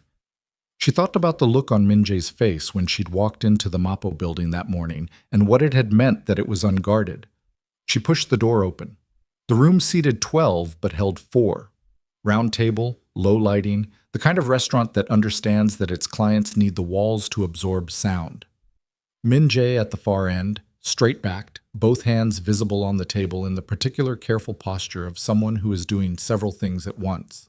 Across from him, a man in his late 50s whose stillness was the kind you develop over decades of being the most dangerous person available. Seo Daiwan, she understood, without needing the introduction. And beside Seo, angled slightly toward him in the body language of a man who has positioned himself as connector rather than principal, Isaiah Cole. 3 faces turned. 3 entirely different expressions. Minjae's moved through. She caught it, logged it, filed it. Alarm, then something faster than alarm that resolved into a quality she'd never seen on his face in 3 years and couldn't entirely name, except that it involved her and looked like relief wearing a disguise. Isaiah Cole went pale. Not dramatically, just the particular pallor that happens when blood withdraws from the face because the body has understood something before the mind has finished processing it. His hands, which had been resting on the table, stilled completely. Seo Daiwan looked at her with the measuring intelligence of a man who has built 30 years on reading rooms correctly and has just found an unexpected variable. Not alarmed, recalibrating. The difference mattered. She walked to the empty chair beside Minjae and pulled it out and sat down. The movement was unhurried, deliberate. She set her coat over the back of the chair and folded her hands on the table in front of her and looked at Seo Daiwan with the direct, undramatic attention of someone who has been in a lot of rooms where she wasn't supposed to matter and has decided to stop accommodating that narrative. "I'm sorry I'm late," she said, in Korean, clear, level. "I'm Amara Brooks Kang. I believe we haven't met." Seo studied her. The study lasted long enough to be deliberate. He was the kind of man who used attention as a tool, who let people feel themselves being assessed. She let him. She'd been assessed in rooms for 3 years and had learned that the discomfort of it was information she could use. "Mrs. Kang," he said. His voice was exactly what she'd expected. Low, unhurried, the voice of a man who'd stopped needing to raise it decades ago. "Your husband didn't mention you'd be joining us." "He didn't know," she said. "I had information relevant to the conversation and felt it was better delivered in person." Beside her, Minjae's hand, resting on the table near hers, moved almost imperceptibly. She felt it rather than saw it, the micro-tension of a man making himself stay still. Seo looked at Isaiah Cole. A long look. The look of someone who has hired a contractor and has just noticed the contractor failed to disclose a relevant detail. "You know this woman," he said, in Korean. Cole's Korean was studied, functional, the Korean of professional utility rather than intimacy. "We've met," he said carefully. "He approached me at a charity gala approximately 6 weeks ago," Amar said. Still in Korean, which put Cole at a disadvantage he couldn't fully close without switching to English and losing the room. "He presented himself as a philanthropist. He offered me a position with his educational foundation in New York. He invested considerable time and effort in building a personal and professional relationship with me over the following weeks." She kept her voice factual, stripped of heat. The facts were damning enough without heat. "Last night I asked him directly whether he had known who I was before that gala. I asked him whether his interest in me was connected to the Kong organization's position in Korean development markets." She paused. Let the room hold the pause. "He didn't answer fast enough," she said. Seo's eyes moved from her to Cole and stayed there. Cole's composure was still present, but it was doing visible work now. "The Foundation's interests in Korean, Mr. Cole." Seo's voice didn't rise. It didn't need to. It just became a different temperature entirely. "Do not explain yourself to me with the same words you used when we first spoke." Cole stopped. The table was very quiet. Seo looked back at Amara. She held his gaze without softening it. He had the eyes of a man who tested people with attention and respected those who could give it back without flinching. "You came here to tell me this," Seo said. "I came here because my husband walked into a meeting he was prepared for and found something different than what was arranged," she said. That's not a condition I could sit in a car and watch. Something shifted in Sio's face. Not warmth, something adjacent to respect, which was not the same thing but was, in this particular room, more useful. What Mr. Cole told you about the Kong organization, she said. Whatever access he implied he had through me, whatever picture he drew of the organization's internal structure, or my husband's state of mind, or the vulnerability of the transition process, it was built on a relationship I didn't understand the terms of. She was looking directly at Seo. It was built on me, and I'm here to tell you that whatever he built on me, he built on incorrect architecture. Seo looked at Cole. Cole looked at the table. I've been in business for 31 years, Seo said, to no one in particular, in the tone of a man making a note to himself. I've sat across from a great many people. He looked at Amara again. I was told the Kong operation was divided, that the transition had created instability, that there was a gap between what the organization wanted and what its leadership could currently deliver. He let that sit. Is there a gap? He said. It was not entirely clear whether he was asking her or Min-jae. It felt like he was asking both. Min-jae spoke for the first time since she'd sat down. His voice was the quiet, direct register she'd heard in the Mappo building that morning, the one without the official distance. There is a transition. Transitions have difficulty. What there isn't is the kind of division that makes us a safe target. He looked at Seo steadily. The Yongdong-po proposal stands.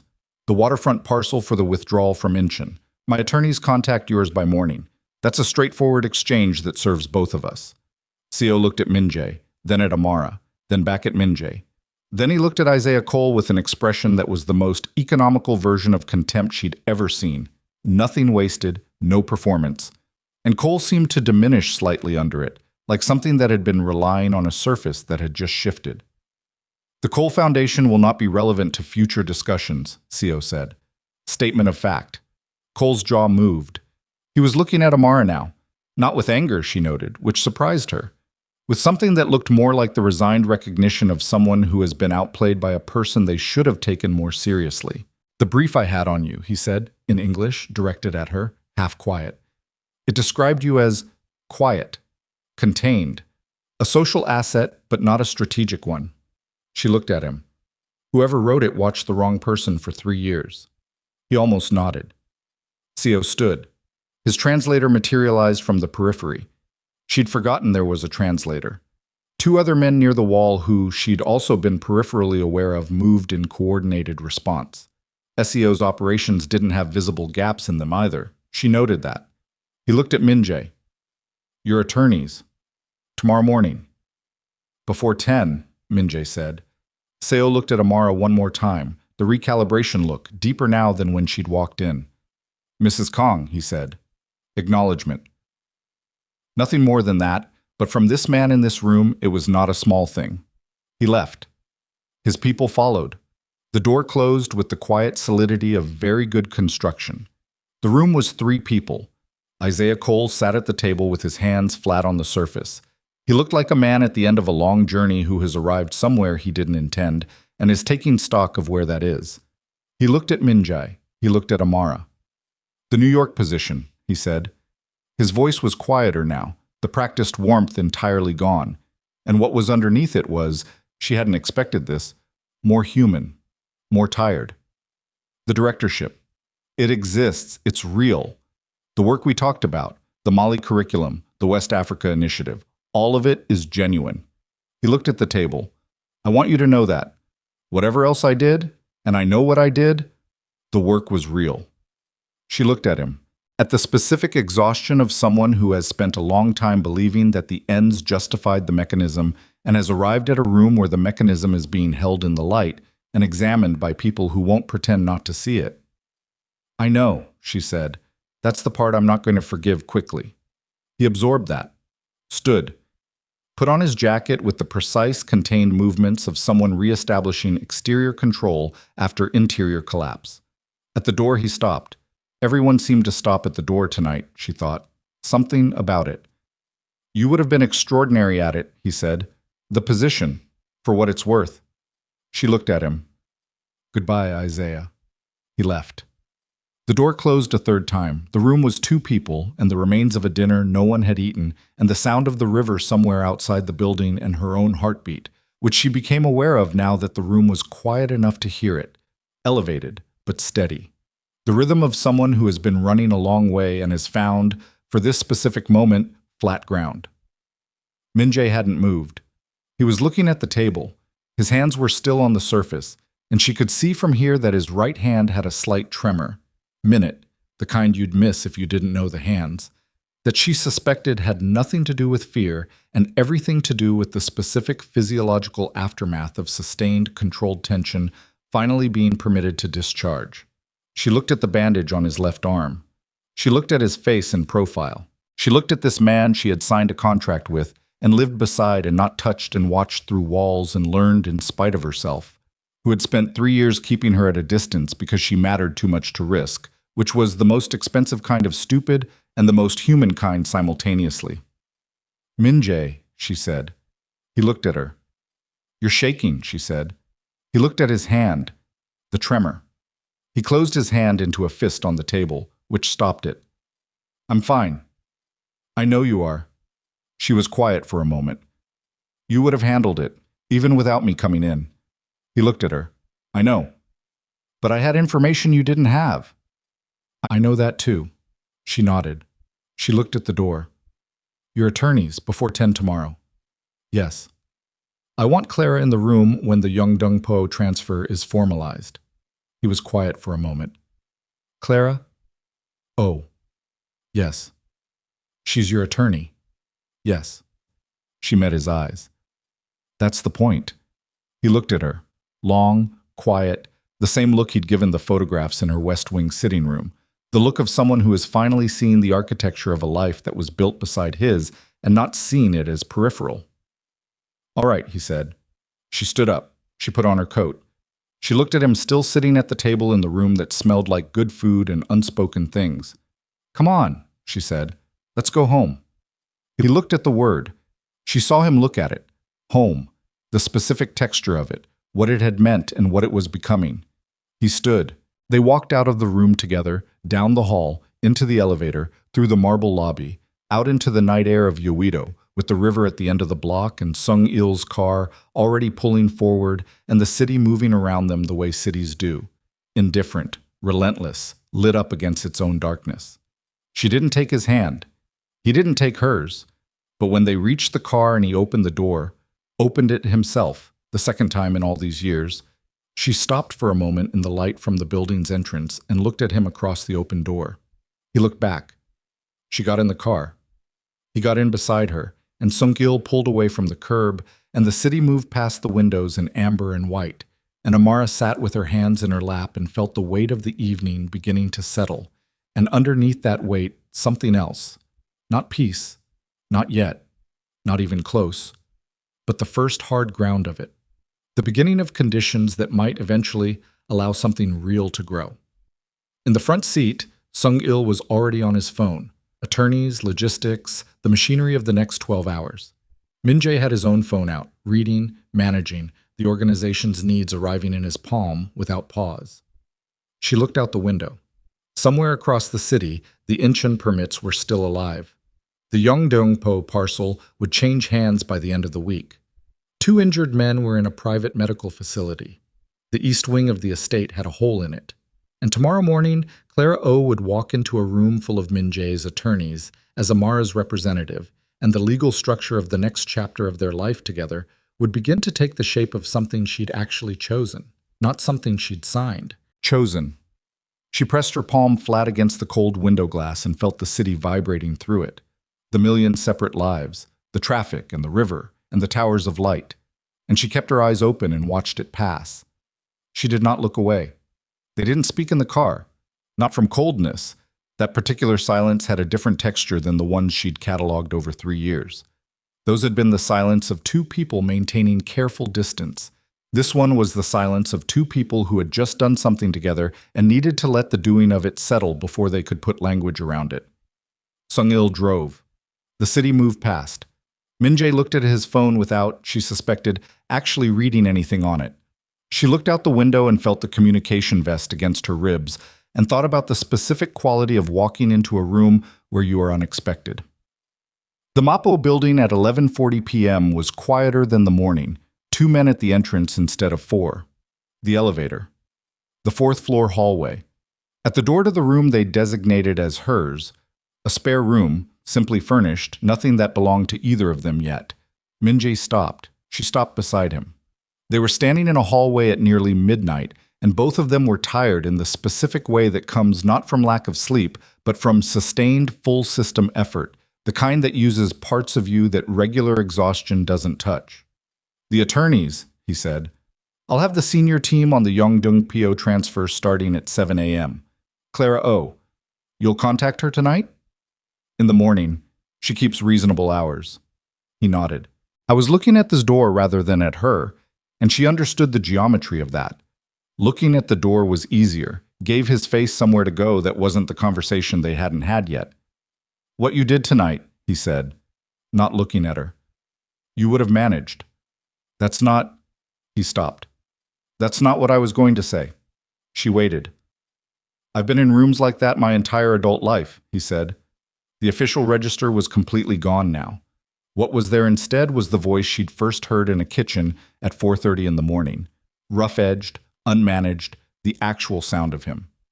"I know how to read them. I know how to control them.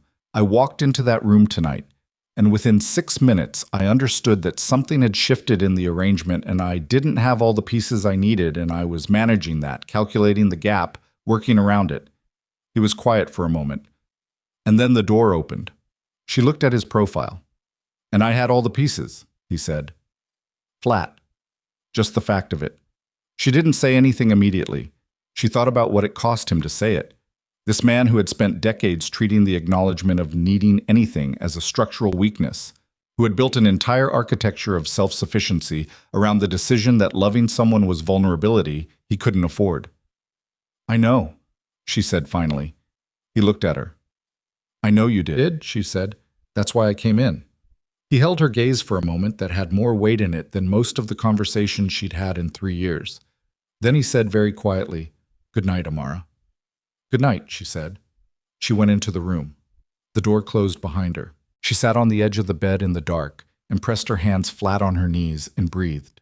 And breathed 4 counts in, 4 counts out, until her heartbeat came back to something she recognized as ordinary. Then she lay down without undressing and stared at the ceiling and did not sleep for a long time and did not mind. Clara. O arrived at the Mapo building at 9:15 the following morning in a dark coat with a leather briefcase and the expression of a woman who has been called into complex situations before, and finds them professionally clarifying rather than alarming. Amara met her in the hallway outside the conference room where Minjae's legal team was already assembled. "Full picture," Clara said. No preamble. This was what Amara valued about her, the precise, unornamented directness that cut straight to what mattered. The Yongdongpyo waterfront parcel is Brooks family land held through an international entity established by my father. It was included in the original marriage contract without my full knowledge of its scope. Minjae is transferring it to Seo Daiwan as resolution of an active territorial dispute. I want the transfer structured so that my father receives equivalent value, cash equivalent at current market assessment, as a condition of the finalization, not a courtesy provision, non-negotiable. Clara was already writing. Who has current title? A joint Kang Brooks holding entity established at the time of the contract. The attorneys inside have the documentation. Any liens, encumbrances, contested claims on the parcel? None that I'm aware of. Confirm with the documents. Clara looked up. What else? The original marriage contract addenda, specifically Addendum C, the mutual security arrangement regarding my father's protective status. That was executed and filed 8 weeks ago as a standalone document making his status unconditional and permanent. I want that filing confirmed on record as independent of today's proceedings. Whatever happens with the Yongdongpyo transfer, that protection is already irrevocable, and I want that clarity in writing. Clara nodded. Writing without looking down now, the kind of note-taking that comes from years of training.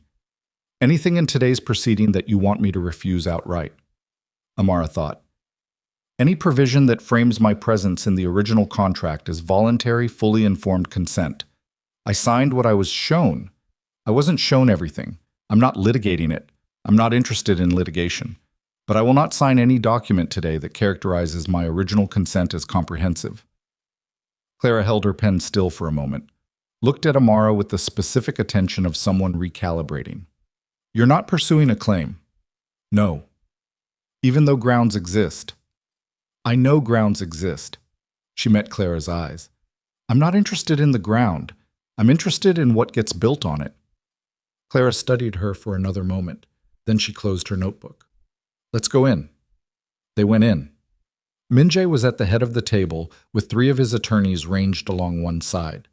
He looked at Clara when she entered with the careful, professional attention of a man who has been told that someone competent is coming and is evaluating whether that assessment was accurate. Clara looked back with the particular quality of a woman who has spent 20 years being evaluated by men in rooms and finds it neither threatening nor interesting. The proceeding lasted 4 hours. Clara was exceptional. Amara sat beside her and watched her work, precise, unhurried, finding the soft points in the drafted language with the quiet efficiency of someone who doesn't need to demonstrate expertise because the work demonstrates it for her. 3 provisions were rewritten. The market assessment for the equivalent value transfer was pushed up 11% from the initial figure. The Addendum C confirmation was entered into the record as Clara had requested, standalone and irrevocable. At the 90-minute mark, Minjae's lead attorney, a senior partner named Shin, who had the controlled, expensive confidence of a man accustomed to being the most prepared person at the table, made a procedural objection to one of Clara's requested amendments. Clara listened to the entire objection without expression. Then she cited 3 specific precedents in Korean contract law, the relevant statutory provision, and the exact clause in the original marriage contract that made Shin's objection inapplicable. Shin looked at the documents, looked at Clara, withdrew the objection. Minjae, at the head of the table, said nothing. But Amara, watching from 3 chairs down, saw him make a very small note on the legal pad in front of him, and she was close enough to read it, 2 words in Korean, written and then underscored. The words were, "She chose well." She looked at the table and did not let the thing that moved through her chest show on her face. At the end of the 4 hours, when the documents were signed and the attorneys were packing, Clara stood and shook Minjae's hand. "Your team is thorough," she said, with the precise courtesy of a professional compliment that contains no warmth and no flattery, just accuracy. "So is yours," Minjae said. Clara looked at him for a moment, the look of someone taking a complete measurement. "Mrs. Kong is my client," she said. "Not the organization, not the household, her. If that changes, if anyone attempts to make it less clear than that, I'll hear about it." It was not a threat. It was a statement of professional position delivered without performance. Minjae held her gaze. "It's clear," he said. Clara nodded once. She looked at Amara. "Call me when the equivalent transfer clears." She picked up her briefcase and left. The room emptied of attorneys. Amara and Minjae were left at the long table with the paperwork between them and afternoon light coming in at a low angle through the single window. "She's very good," he said. "I know." Amara stacked the copies Clara had left for her. "I found her 2 years ago." He was quiet for a moment. 2 years ago. "Yes. You were planning for something." "I was planning for clarity," she said. "What I did with it depended on what I found." She looked at him across the table. "I wasn't planning to leave, but I was planning to understand my options. Those aren't the same thing." He looked at the window, the low afternoon light. "No," he said. "They're not." They moved back to the estate the following week. The East Wing office was being repaired, construction crew, new structural work on the exterior wall, the smell of fresh concrete and cut wood that permeated the eastern corridor for the first 3 days. Amara had walked through the damaged space once, on the morning after they returned, to look at it. The blast had been contained to a single room, but had been thorough within those limits. Blown-out window frame, scorched wall, the desk overturned and partially destroyed. She stood in the middle of it and looked at the shape of the damage and understood, viscerally and completely, what the last 3 weeks had actually been. Not drama, not a negotiation, but people trying to dismantle something by force because they believed it was weak enough to fall. She stood there for a few minutes. Then she went back to the West Wing and called Park Hana at the literacy organization and confirm the spring partnership event. The days had a different quality now than before Jeju. Not easier. If anything, the accumulation of things to handle made each day more structurally demanding than the old, hollow routine of a woman with too much time and too little purpose. But the density of the days was evidence of something, that she was actually in her own life rather than adjacent to it, and that distinction changed everything about how even a difficult day felt when it ended.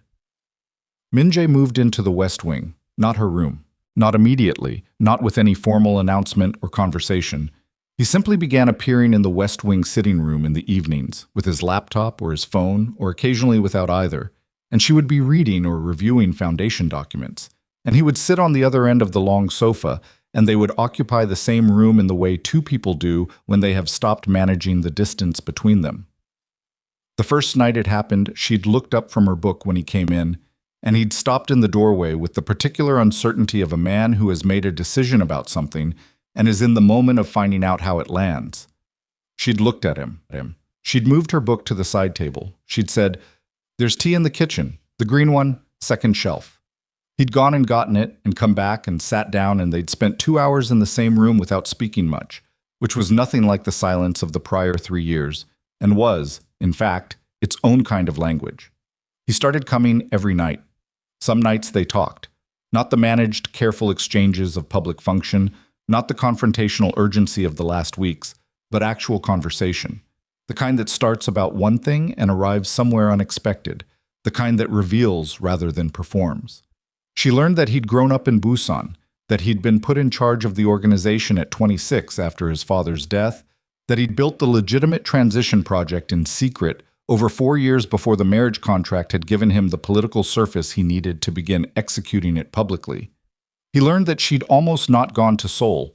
The conference had been a last-minute decision, a colleague's cancellation that opened a slot.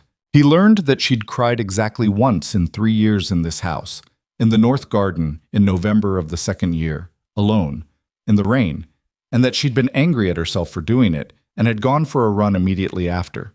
He'd listened to that one without looking away. "You don't need to have been fine," he said.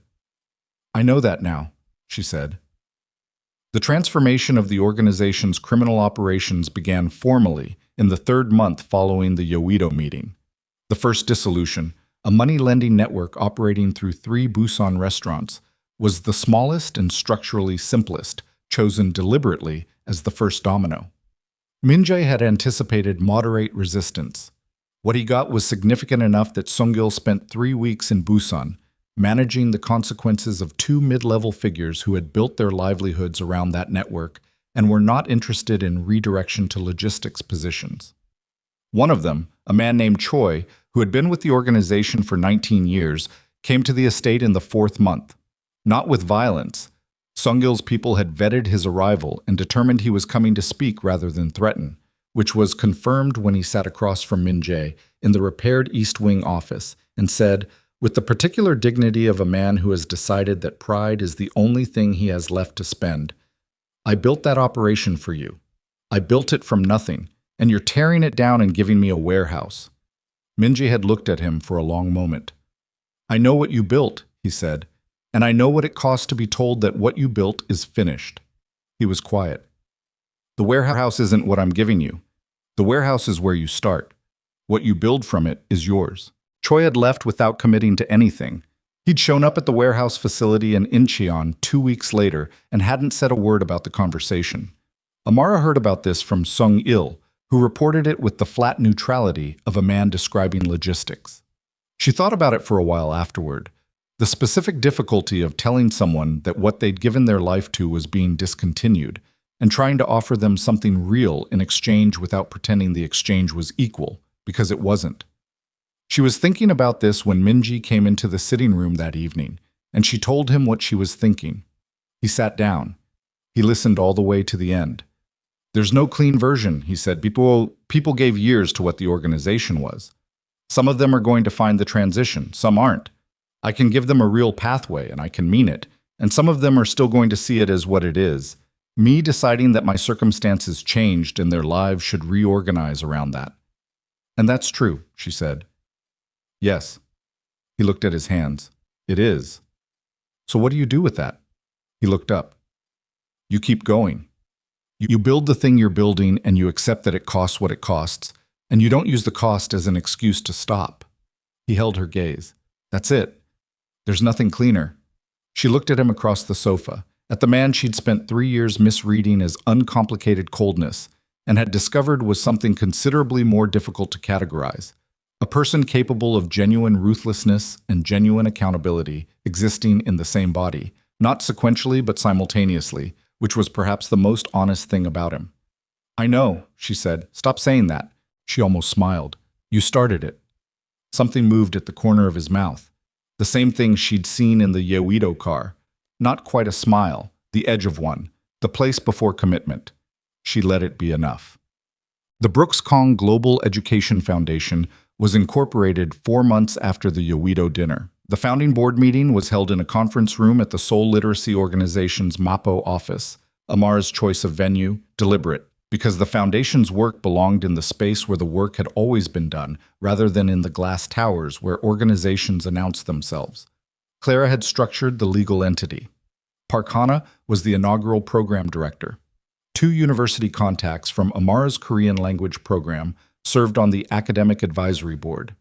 The seed funding came from the redirected asset pool, the legal restructuring of former criminal enterprise revenue that Clara had spent 2 months architecting into fully auditable, above-board institutional capital. Min Jae had signed every transfer document personally and without flinching, which Amara had noted. At the founding board meeting, she presented the 3-year program framework: West Africa Literacy Curriculum Development, Korean language resource access for rural schools in 3 countries, and a scholarship pipeline connected to 3 Seoul universities for students from underserved communities in sub-Saharan Africa. She'd written the framework herself. Not with help, not with organizational consultants, from the contacts and knowledge and 3 years of purposeful reading and purposeful relationship building that she'd done in this city, in the margins of a life that wasn't fully hers yet. Min Jae attended the meeting but sat at the far end of the table and did not speak. She understood why. This was not his room in the way the business meetings were his room, and he knew it, and he was choosing to occupy the space accordingly. She appreciated it more than she told him. When the meeting ended and the board members were gathering their things, Park Hana came to stand beside her. She was a small woman with the particular energy of someone whose patience and intensity were in exact balance. 3 years ago, when you first came to volunteer with us, Hana said in Korean, I told the team, this woman is overqualified and she knows it, and we need to figure out how to keep her interested before she realizes she could be running something instead of supporting it. Amara looked at her. You never told me that. You weren't ready to hear it. Hana smiled, the specific smile of someone who has watched a thing unfold from close enough to know the whole shape of it. You are now. Amara looked at the room, her program framework on the table, her board, her foundation built from her contacts and her knowledge, and the years she'd spent in this city making something out of circumstances she hadn't chosen, and felt something move through her that she didn't have a precise word for. Not pride exactly, not triumph. Something more quiet than both, more settled. The knowledge that the thing she'd built was real. David Brooks flew in for the second wedding on a Friday. His flight landed at Incheon at 2 in the afternoon, and Amara met him at the arrivals gate herself. Not a car with a driver, not a staff arrangement, her in jeans and a coat in the arrivals hall. Watching the doors until his face appeared. 62 years old now, moving more slowly than she remembered because of the knee, searching the crowd with the particular expression of a parent looking for their child in a public space, which is one of the most recognizable faces a human face can make. He found her. His face did what it did. She walked to him and he put his arms around her and held on for a long time without speaking, and she held back with the same totality, because sometimes the only language that works is the one that doesn't require words. And after the December phone call and everything it had contained, there had been a lot of things between them that needed the kind of settling that only time and proximity could provide. In the car from Incheon, driving toward the estate, he said, I need you to know something. Dad, let me say it. He was looking at his hands in his lap. David Brooks had his daughter's habit, or she had his, of pressing his hands flat against surfaces when he was working through something difficult. I've known for a long time that the way I handled things, the choices I made over 20 years, The people I allowed to have access to things that put you in the position you were in, I knew it wasn't nothing. I told myself it was pragmatic, or that it was insulated, or that nothing would touch you directly. He looked up at the car window. And then you told me what the contract actually was, and I understood that the last touchstone of that delusion was gone. I had told myself a story about being a man who protected his family. The story was wrong. She looked at him. You didn't know what the contract was. No, but I knew something was happening that I wasn't asking enough questions about, and I chose not to ask. He looked at her. That's not the same as not knowing. That's choosing not to know. And I spent a lot of years doing that. She held his gaze. This was the conversation they'd started in December and hadn't been able to finish because the distance was wrong for it. The phone screen between them creating a gap that this, sitting 3 feet apart in a car with their hands visible, could close. I know, she said. He looked at her. You sound like you mean that. I do. She kept her eyes on his. I'm angry about some of it. I'm not going to pretend I'm not. But angry and done with you are not the same thing, Dad, and they never will be. So we move forward, both of us. He nodded. His jaw was tight the way it got when he was holding something in that was too large for his face. Tell me about this man, he said after a moment. Tell me who he actually is. She thought about how to say it with the precision it deserved. Not a defense, not a condemnation, not the version that made it clean. He's someone who made decisions that hurt me and is in the process of accepting that fully, she said. He's building something real. He's learning how to be in a room with me without managing the distance. She paused. He's not going to be easy to know, but he's worth knowing. David Brooks looked at her for a moment. And you're sure? I'm not sure about anything, she said. I chose it. That's different from sure. He looked out the window. How did I raise someone this clear, he said, half to himself. Despite some significant obstacles, she said. He laughed. Sudden, real, surprised out of him. She'd always loved the sound of his laugh. It came from the same place as his stubbornness, which was deep, and it didn't apologize for itself. The wedding happened on a Saturday in late June in the North Garden. 12 people, folding chairs arranged in 2 rows of 6 on the stone path between the garden's oldest trees, the ones she'd looked at through windows for 3 years, and had finally, in February, started walking past in the mornings. The ceremony was at 4 p.m. when the light came in at the low angle that turns ordinary garden light into something slightly better than ordinary.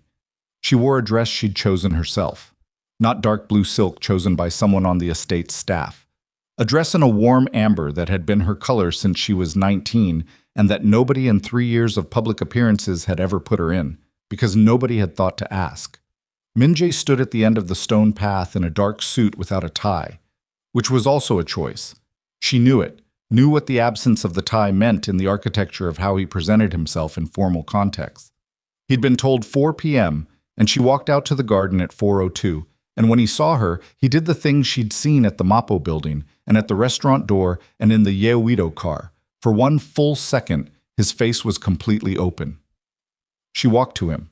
David Brooks, in the chair at the end of the first row, had both hands pressed flat on his thighs. Sungil stood at the back. She'd invited him because it would have felt wrong not to, and he'd arrived in a suit that looked like it had been pressed 3 times. He stood with his hands folded in front of him for the entire ceremony, with his face in its usual controlled set, and at the exchange of vows, she caught his eye and saw the thing she'd seen in the car in November, the thing that moved briefly before the professional surface reestablished itself. And she looked away first, giving him the privacy of it. Ji-Yan sat in the second row, holding a small bunch of flowers nobody had asked her to bring. She'd sourced them herself and brought them without announcement and held them throughout the ceremony with the particular care of a woman who understands that some gestures need to be made, even if they aren't required.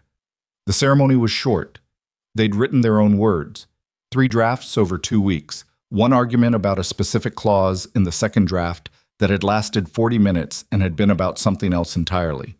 A final version they'd arrived at separately and read to each other and both stopped at in the same place. Minjae went first. He looked at her with the full weight of his attention, the same attention she'd watched him give to rooms, to people, to decisions, the absolute focus of a man who does not waste the direction of his gaze. And he said, I spent years making a calculation about you that I told myself was protection. The calculation was that keeping you at a distance kept you safe, and the distance itself was a form of care. I know what it actually was. I'm not going to stand here and make it smaller than it was, or larger than it was. 3 years of your life were lived inside something I built without asking you, and I built it deliberately, and you built an entire self inside it anyway, and that self walked into a room in Yowido and changed the outcome of something I'd walked into alone. He was quiet for a moment. The garden was very quiet with him. I'm asking you, not to forgive what's done, because I don't think forgiveness works on a timeline I have any right to set, but to let me be in the room from now on. The real room. The one where things actually happen. Not the version where I make decisions about what you need to know. He held her gaze. I'm asking you to let me try to be the kind of man you deserve to choose. Not smooth, not performed. The actual words, with the actual texture of someone who has not had much practice at this kind of honesty and is doing it anyway. She looked at him.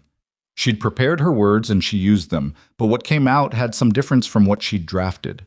The same meaning, shifted slightly by the weight of his, by the quality of the afternoon light, and the feeling of finally being in a garden she'd been looking at through glass.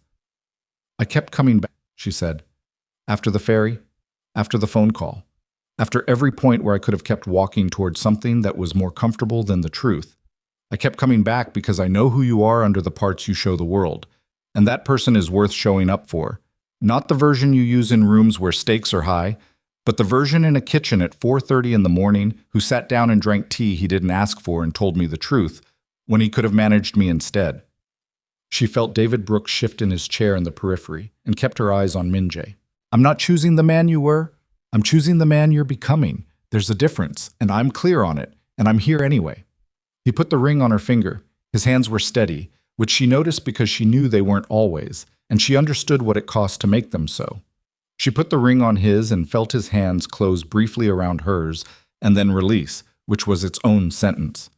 The 12 people who had stayed through everything and were present for this stood up. Her father had both hands over his mouth. She looked at Min-jae. He looked at her. Neither of them looked away. The years that followed were not easy and were not clean, and were not the version of things that round themselves into narrative satisfaction without remainder. The business transformation took longer than projected. The 3-year timeline shifted to 4 because of 2 regulatory complications in the second year, and because the Inchin development hit a 6-month delay when a new committee member attempted to leverage the permitting for a separate concession. Clara handled the legal dimension. Min-jae handled the committee member. Amara asked once specifically how he'd handled it. I had a conversation, he said. What kind? The kind where the other person understands that continuing costs more than stopping. He met her eyes. No one was hurt. It was a business conversation. She held his gaze. I'm going to ask Sung-il. I know. A pause. You should. She asked Sung-il. Sung-il confirmed. A meeting, 2 attorneys present, a specific financial offer made and accepted. Clean.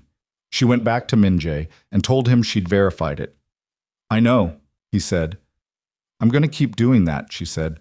Verifying. I know that too. Is that acceptable? He looked at her. It's necessary, he said. There's a difference.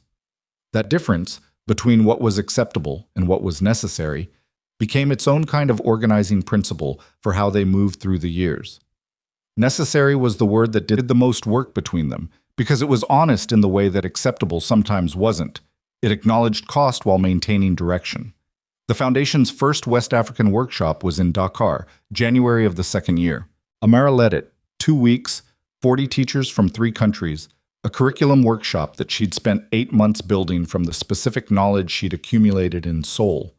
She called Min-jae from the hotel every evening, not because she had to, because she wanted to, which was a distinction she'd decided was worth honoring every time it came up. On the 4th evening, he said mid-conversation, without setup or ornamentation, I miss you. She was quiet for a moment. Say that again, she said. A pause on his end. She could hear him understand that she wasn't asking because she hadn't heard. I miss you, he said. She pressed the phone against her ear and looked at the ceiling of the Dakar hotel room. I know, she said, in exactly the tone that made him laugh. Actual, unguarded, the laugh that had been rare in the first year and less rare in the second, and by the third year had become something she organized small moments around the way. People organize small moments around things they've decided are precious. Their daughter was born in March of the second year, 6 weeks early, in a hospital in Mapo with a view of the river from the maternity floor. The early delivery was not dangerous, but it was not easy, and the night before it began, Amara had lain in the hospital bed with the particular forced stillness of someone managing real fear, and Minjae had sat in the chair beside the bed and held her hand and had not offered reassurances that neither of them could guarantee, and had not looked away. She'd looked at his face at 2 in the morning and said, "Whatever happens, we handle it." "Yes," he said, "together." "Yes." She'd looked at their hands, his much larger, both of them holding on with the kind of grip that doesn't perform calm but has actual calm underneath it. The calm of people who have made it through harder things and have stopped pretending that making it through means the hard things weren't hard. The baby was born at 4:17 a.m., loud and insistent about her arrival. Minjae held her first, at the midwife's direction, while Amara was being attended to, and the expression on his face in that moment, which Amara caught from across the room through her own exhaustion and relief, was the most completely unguarded she had ever seen him. No architecture, no management, nothing between the inside and the outside of him. Just a man holding his daughter for the first time, looking at her as though she were evidence of something he hadn't let himself believe in until the moment the evidence was in his hands. She remembered it afterward the way she remembered certain things, completely, with physical specificity, as something she intended to keep. They named her Seo Yeon. On the same kitchen table, on a Sunday evening, with a list that took an hour and argument that was mostly playful, they'd landed on it simultaneously and stopped in the same breath. 2 years after the second wedding, the Mapo apartment. They'd left the estate, too large, too full of the old shape of things, too much echo in corridors designed for a version of this life that neither of them was living anymore. The apartment was on the 15th floor, east-facing, with the Han River visible from the main window in the particular way that a river is visible from above. Not the full breadth of it, but the light off its surface, the movement of it, the way it carries the sky in pieces. Seo Yeon was 22 months old, asleep in the room with the east window, the room where the river light came in first in the morning. She slept with the concentrated commitment of a small person who takes everything seriously, which her father had observed on her third morning home and had said, with the dry precision she'd come to love, "She already knows what she thinks about things." "Worrying," Amar had said. "Reassuring," he'd said. On a Thursday in November, the same Thursday in November quality that had defined certain evenings over the years, city amber against early dark, the smell of the ondol heat working through the apartment. Amara was at the kitchen table with a program assessment report, her reading glasses on, her second cup of tea half finished and cooling. She heard him come in. She heard his coat. She heard him pause in the doorway, which he'd started doing, she'd noticed it months ago, with a particular quality, a stillness, the way people pause at the edge of things they want to look at before entering. She didn't look up immediately. She let him have the pause. Then she looked up. I was standing in the kitchen doorway in his work clothes, tie gone, a pen she'd watched him put behind his ear 3 hours ago. Still behind his ear, looking at her with the full contact attention she'd learned was his most honest register. No management in it, no official anything, just the direct total quality of a man looking at the person he has organized his life around. "What?" she said. "Nothing." His voice was the quiet version, the kitchen version. "I was just looking." She took her glasses off. "You were just looking?" "Yes." She looked at him, at the pen, at the slight looseness in his posture that had taken 18 months to become his default state in this apartment, the specific physical ease of a person who has stopped bracing. "You're going to be insufferable to live with," she said. "You've managed it." "Barely." He came across the kitchen and sat down across from her at the table.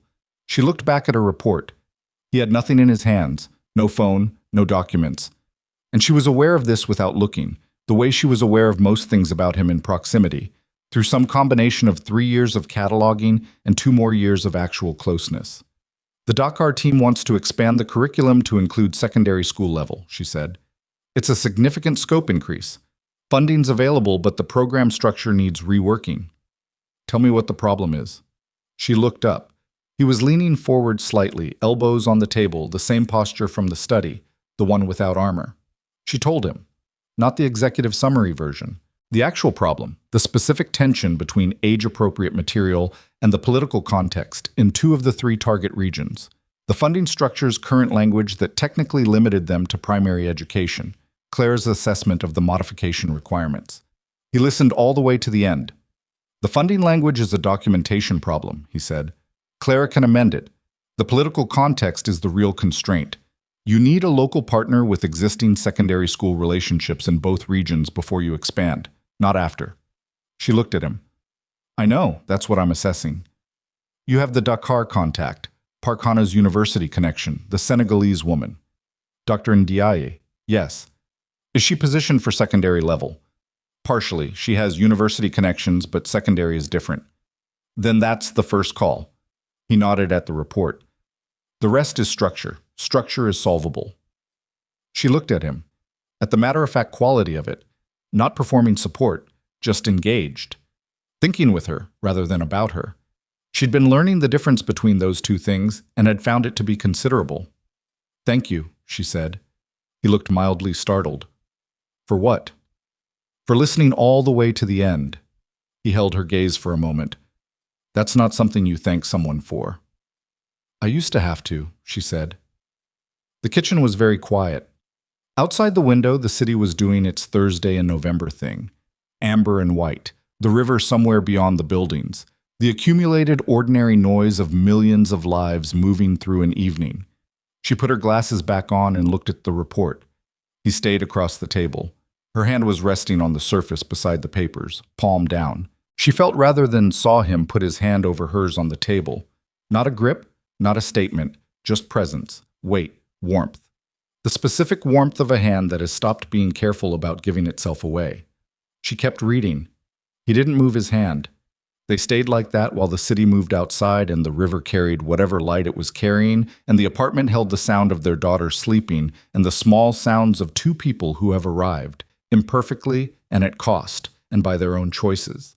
At the place where the difficult work and the ordinary life are no longer different things, but the same one. Ordinary because it was chosen, meaningful because they both know exactly what it took to get here and are not pretending it was something other than what it was. She read her report. He kept his hand over hers.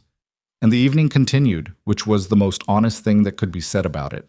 Not that it was perfect, not that it was finished, not that every debt had been fully settled and every wound had fully healed, because none of that was true and they both knew it. Just that it continued, and that they were both, finally,